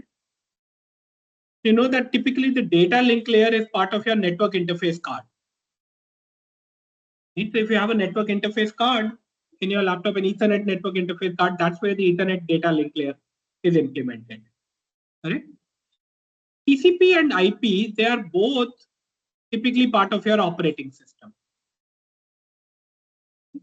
and the application sits above the OS. So if you have a Windows machine, then TCP and IP are the implemented inside your Windows operating system. The application runs on top of the Windows OS. So how do these guys communicate? How does the data exchange happen between the network interface card, which implements the lower layer, the data link layer, and the operating system, which implements TCP UDP, and the application, which runs on top of the OS? How does data exchange happen? So this interface that the application has with the operating system, in reality, the TCP code is called a socket interface. This is people familiar with network programming would know this. It's called a socket interface. In reality, this is a memory buffer interface where the received bytes of information are put by the TCP code on the receiving side and pulled by the application from the, or read by the application from these receive buffers. So in other words, let me just use the animation over here itself too. So if any data is coming from the sender side, so some data is coming from the sender, it's coming over the network, what will happen? The network interface card will give it to the operating system. The OS IP code will pass it on to the TCP code. TCP will just put it into the socket buffer. And what you see going down this go arrow is actually the acknowledgement. TCP will immediately acknowledge the receipt of these bytes from the sender as soon as it has put them in the receiver buffer towards the application. Okay, the acknowledgement has already gone to the sender, what we just discussed on the previous slide, the ACK. Now, at some point in time, the application is supposed to read from this receive buffer and process this data. Right? So we say that the application is reading from the TCP socket. In reality, when it's reading from the TCP socket, it is removing this data from the memory buffers, receiver buffers, freeing them up. So that next set of data which comes from the network, from the sender side, the TCP code can place it in these free receive buffers. So these are two functions which are asynchronously happening inside a receiver. Data is coming from the network, TCP puts it in the socket buffer, sends back an acknowledgement. Process complete. Application gets scheduled, reads from the socket buffers, processes the data, frees up the receive buffer. That's a separate process happening. These are two asynchronous functions happening in the receiver protocol stack. Now let us assume that the receiver runs on a very slow machine. Yes, you are right, Gautam. So the socket interface is designed that way. Every application has its own socket interface, which means it has its own set of receive buffers. It's a one-on-one receive buffer. Every application has its own receive buffer with the TCP code. Okay, so that's the notion of a socket. So in network programming, when you say open a socket, open a TCP socket, you're actually initializing these receive buffers. They're dedicated for that application. Right. But the important thing I want to show you is that these two are happening independent of each other. TCP is filling these buffers. The application is reading and freeing up these buffers. Correct? But there are two asynchronous functions. What if the application is not able to read from these receive buffers at the same rate at which the data is coming from the sender and being filled in these receive buffers by the TCP code? What will happen? There are two functions which are happening. TCP is writing into these buffers all data that is coming from the network and acknowledging it. Application is reading from these buffers and then freeing up the buffer. But if the application processes data at a rate lower than the rate at which TCP is putting it, what Yuvraj said on the chat is what will happen. The receiver buffer will become full. And what will it manifest in? It will manifest in packet getting lost. Now this packet loss is not the same as packet loss happening in the network. in the network, packet loss happened because router queues became full. Correct? Here the packet loss has happened because the application is unable to process the traffic at the rate at which it is coming in. And that is why, as Jyoti said on the chat, that is why TCP flow control is there. So what is flow control? It is a method to reduce the incoming rate of traffic from the sender to align better with the rate at which the application can process it at the receiver. Okay. See these two diagrams, pictures on the left. This is the challenge which will happen when the network layer delivers data faster than the rate at which the application layer can remove it from the socket buffers. A little girl with her small mouth is trying to drink water. Same with the dog. But the shower, the water shower is throwing water at a rate much more than what she can consume or what the dog can consume. So what is happening? A lot of this water is just not being getting consumed. It's getting lost. So to address this, what would you do to the water supply? Will you control it at the receiver or at the sender? At the sender. You will turn off the tap at the sending, reduce the flow of water so that the flow reduces and the girl or the dog is able to consume it. This is exactly what TCP flow control does. So I'm coming back to this receive window, which you saw in the TCP packet header, segment header. The receive window is, so when this acknowledgement goes back, the TCP code looks at how many bytes are free in this receiver buffer. And that value it puts in this receive window. So it makes sure that the sender does not send more bytes of data than what is available in the receiver buffer at the receiving end. And this is what, in simple terms, we call TCP flow control. Okay. Now, when the sender receives this receive window, what will it do? This will impact what? N, the sliding window size. Okay. Let's say my N was 100 at the sending side, but I get a value in the receive window which says 75. The receiver can only receive 75 bytes. Other 25, if you send, it will get lost. What will the sender do? It will change N equal to 100 to N equal to 75. Because if I send more than 75, the receiver is going to lose it anyway. There's no point. I'll have to retransmit it. So why send it at the first place? Why waste network resources? So the sender will reduce the sliding window size from 100 to 75. At some point in time, the application is able to process faster. So the receive buffer grows back to 150, let's say. The receive window that will be incoming will be 150. So I can grow back N. So that is why N is dynamic. It is dependent on flow control.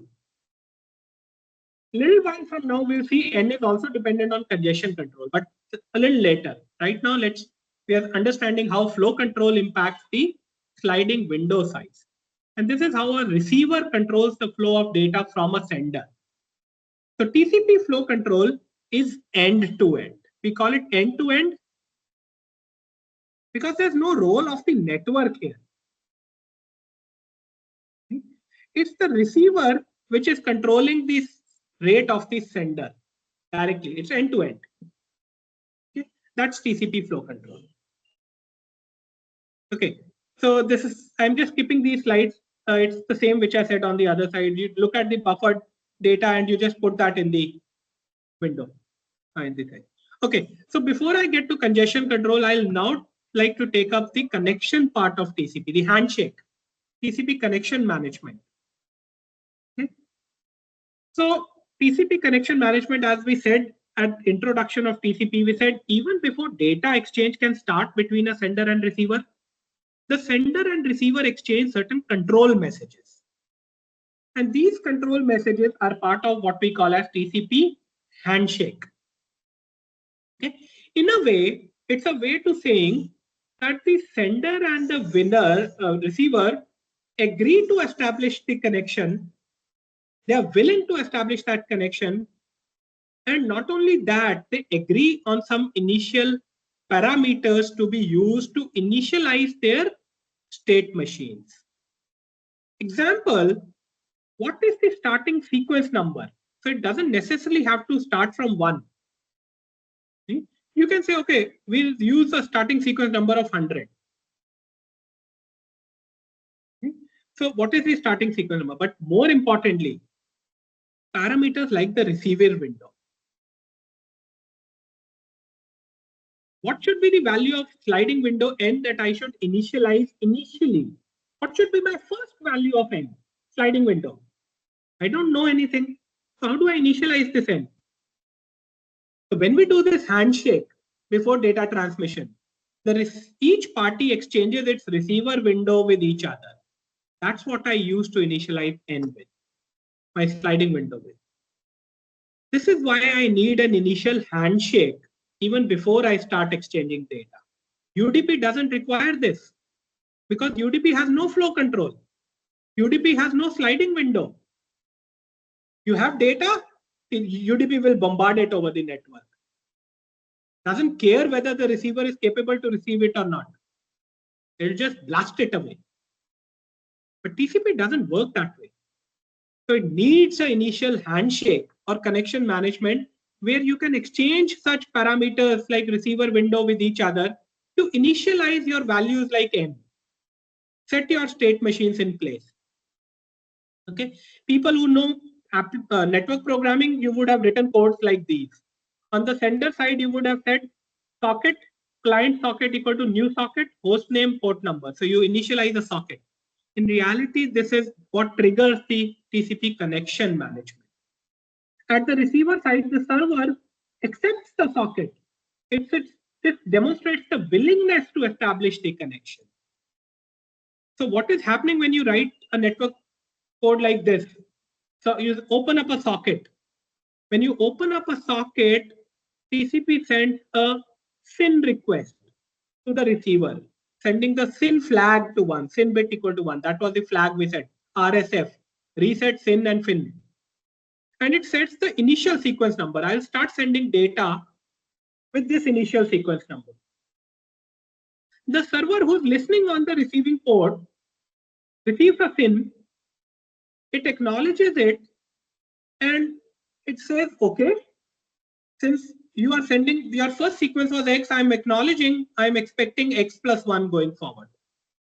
So I've received your SYN, and I, on the other hand, will start from sequence number Y. This is my first sequence number.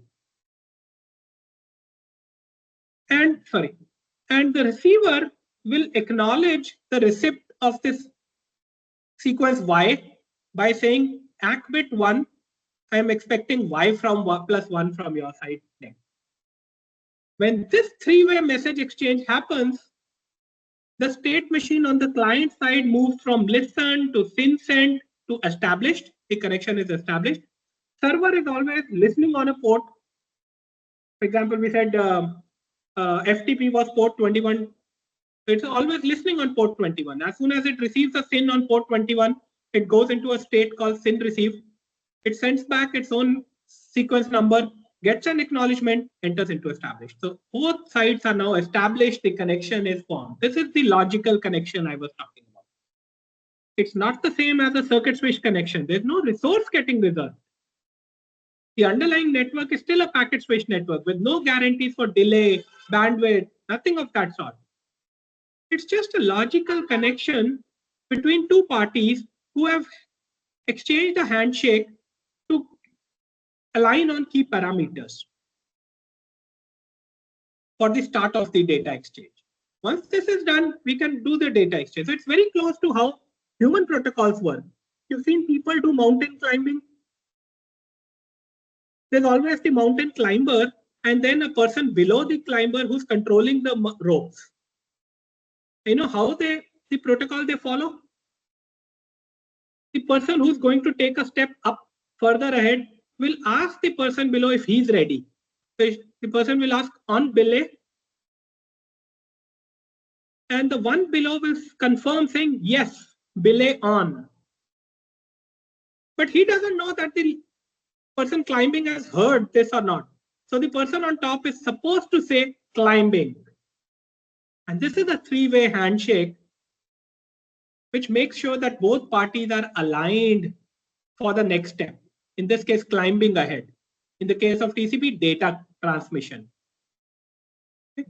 So that's why we call TCP a connection-oriented protocol. I know time is out for our class, but I also know from last time that you guys don't have any other class today, correct? So I'll take 10 more minutes. It's a request. I want to complete TCP today, transport layer today. In fact, I want to complete this complete module on network fundamentals today. So we'll just continue another 10 minutes. Right, so last topic is congestion control. Now you all understand flow control. That diagram was very good, where the girl is trying to drink from a source of water, but the source of water is throwing water at such a high flow that the girl is unable to drink. So we had to control the source, not the network, the source. That was flow control. It was from the perspective of a receiver and a sender. But what is congestion? Congestion is not just about one sender and one receiver. It's too many senders sending data way too fast for the network to handle. It's not the receiver who's challenged. I may be implementing flow control. Maybe there are 1,000 people in the network setting up this TCP connection and talking to each other. Individually, all of these 1,000 pairs of sender receivers may be doing flow control. And every receiver may be fine with the rate at which the sender is sending data. But do you think the network will still be fine? Can the network still have congestion? Because 1,000 people are exchanging some data. If the network is not well designed, if the network capacity is limited, yes.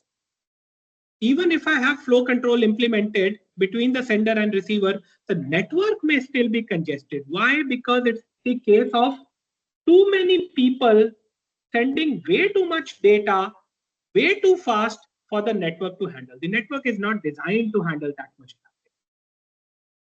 Look at the road network.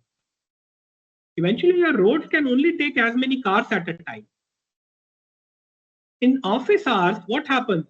Too many people start moving to the office too fast.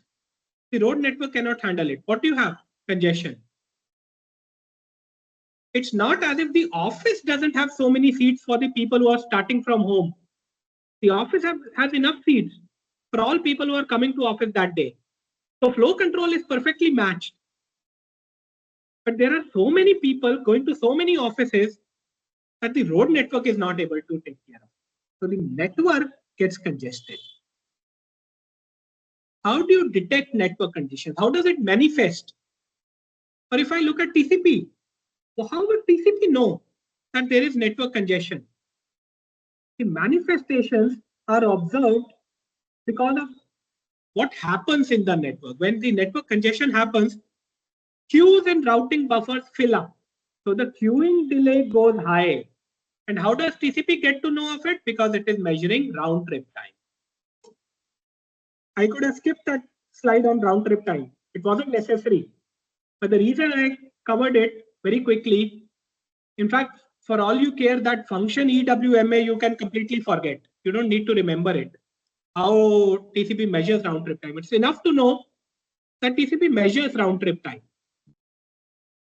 And when it measures round trip time, it monitors that round trip time and it knows. So if I'm TCP and I'm monitoring round trip time, I'm seeing round trip time is going up like this. And this is the estimated round trip time, not the sample. Estimated RTT. It's going up. What is it an indicator of? Congestion in the network. If the round trip time, estimated round trip time is going down like this, what is it an indicator of? Congestion going low, reducing in the network. So the manifestation of a congestion in the network is longer round trip time.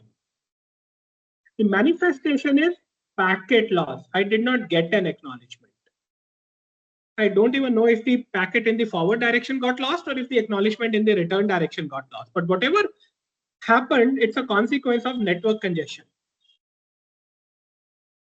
So TCP, based on its functions of round trip time measurement and tracking packets and packet losses and retransmissions, is very well in a position to detect network congestion. The question is, TCP can detect network congestion, but can it do something about it to help the network come out of that state? The answer is yes. So essentially, this is a problem which is different from flow control, is the important thing I wanted to highlight on this slide. Congestion control and flow control are two different problems. Okay? And even congestion control is one of the top 10 networking problems, just like routing was.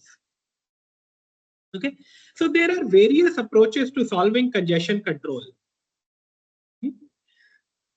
One method is what we call as network-driven congestion control method. Okay, I'm writing it down. Network-driven. What TCP does doesn't fall in this category.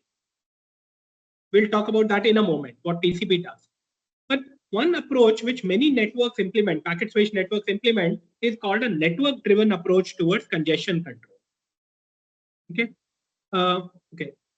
This is a different one. Yeah, this is network assisted. So let's talk about this first, and then I'll come to what TCP does. So network assisted, as the name suggests, as soon as a router gets congested, it sees its queue levels are filling up. The router provides a direct feedback to all sending nodes, saying, please reduce your traffic. I'm facing congestion. Okay. So routers can do two things. They can indicate the congestion level, level 1, level 2, level 3, level 4, make kind of a warning to the source nodes to reduce their transmission accordingly. Okay. No, Priyank, when I'm saying transmission, it's N. My application rate with this discussed now, it's completely dependent on the sliding window size.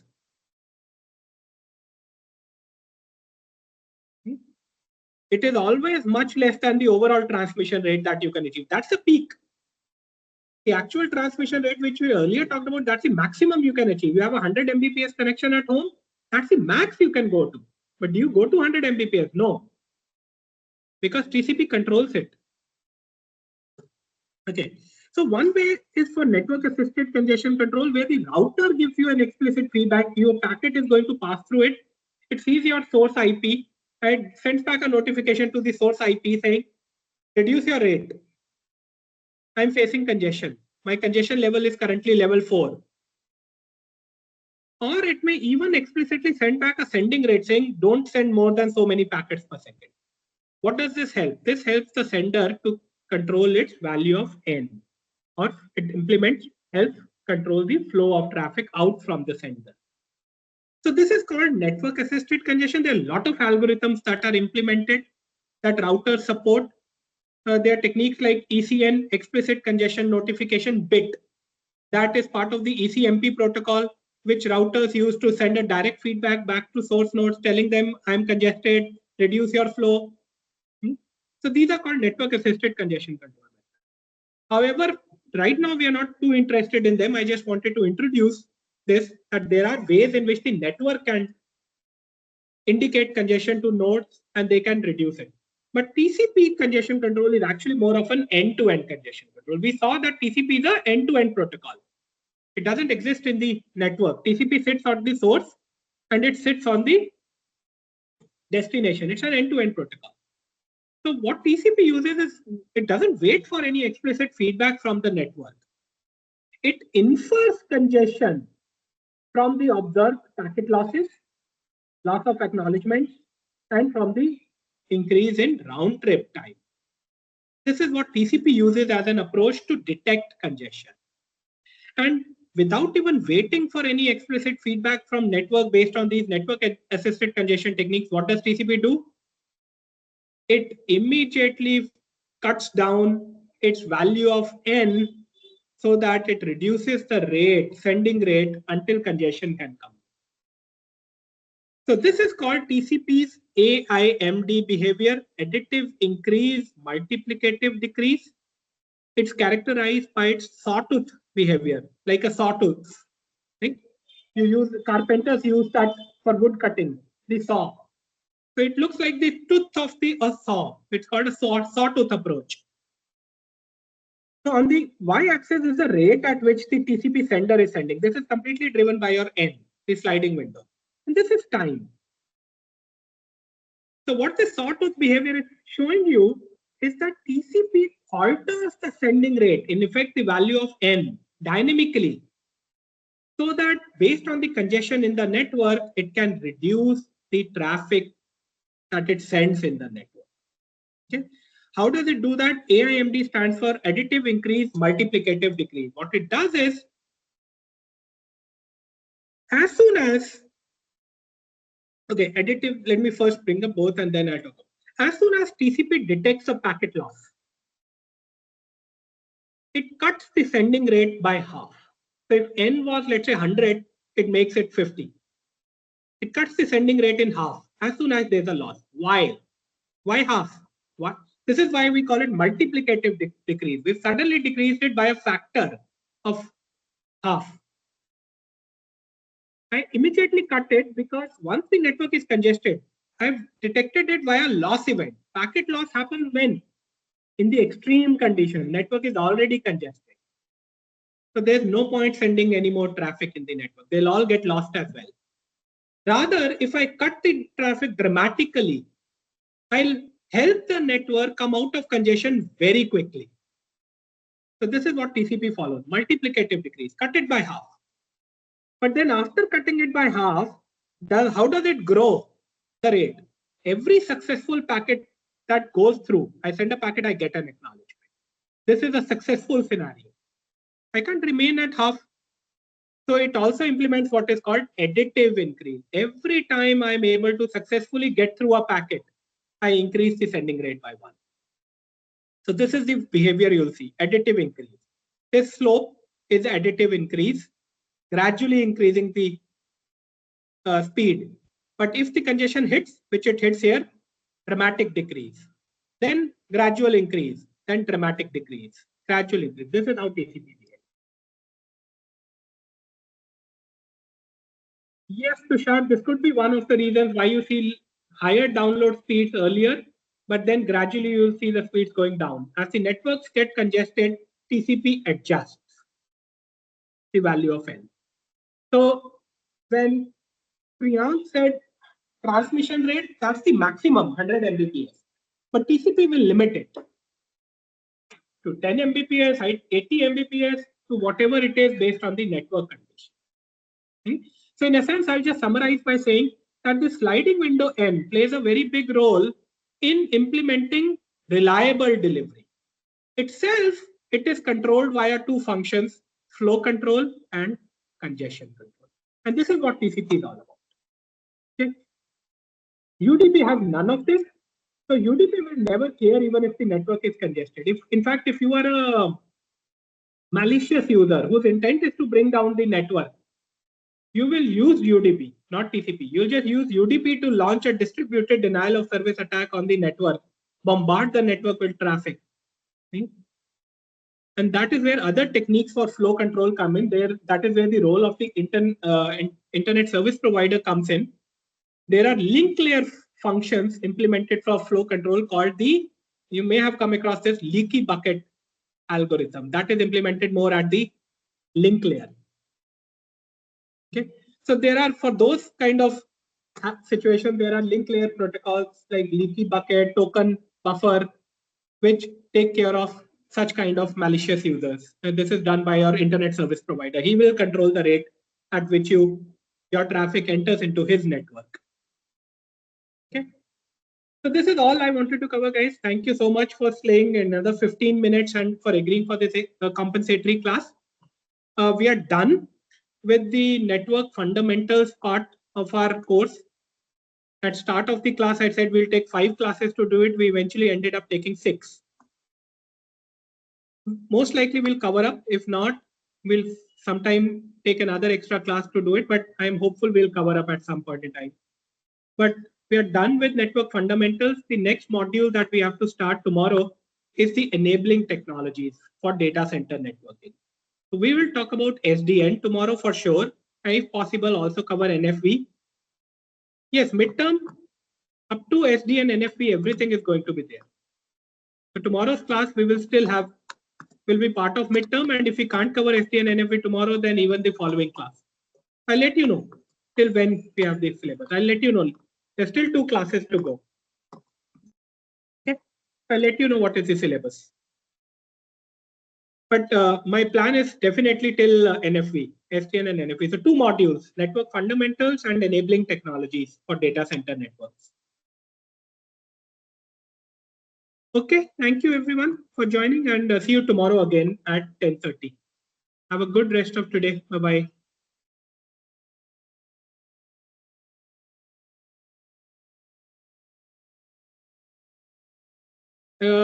Okay, Varan Prasad's question, upload slides in advance. I answered to somebody in the past, it's not possible because I don't know how much I'll be able to cover. And I also change slides before the class. I modify them. So I'll try, but I can't commit on that. Jyoti's question, will we get algorithms in midterm? It's more of conceptual questions that you'll get. I'll not ask you to tell me how EWMA is implemented or things like that, but more conceptual questions. Look at the last semester question paper, you'll get an idea of what kind of questions come in. Okay.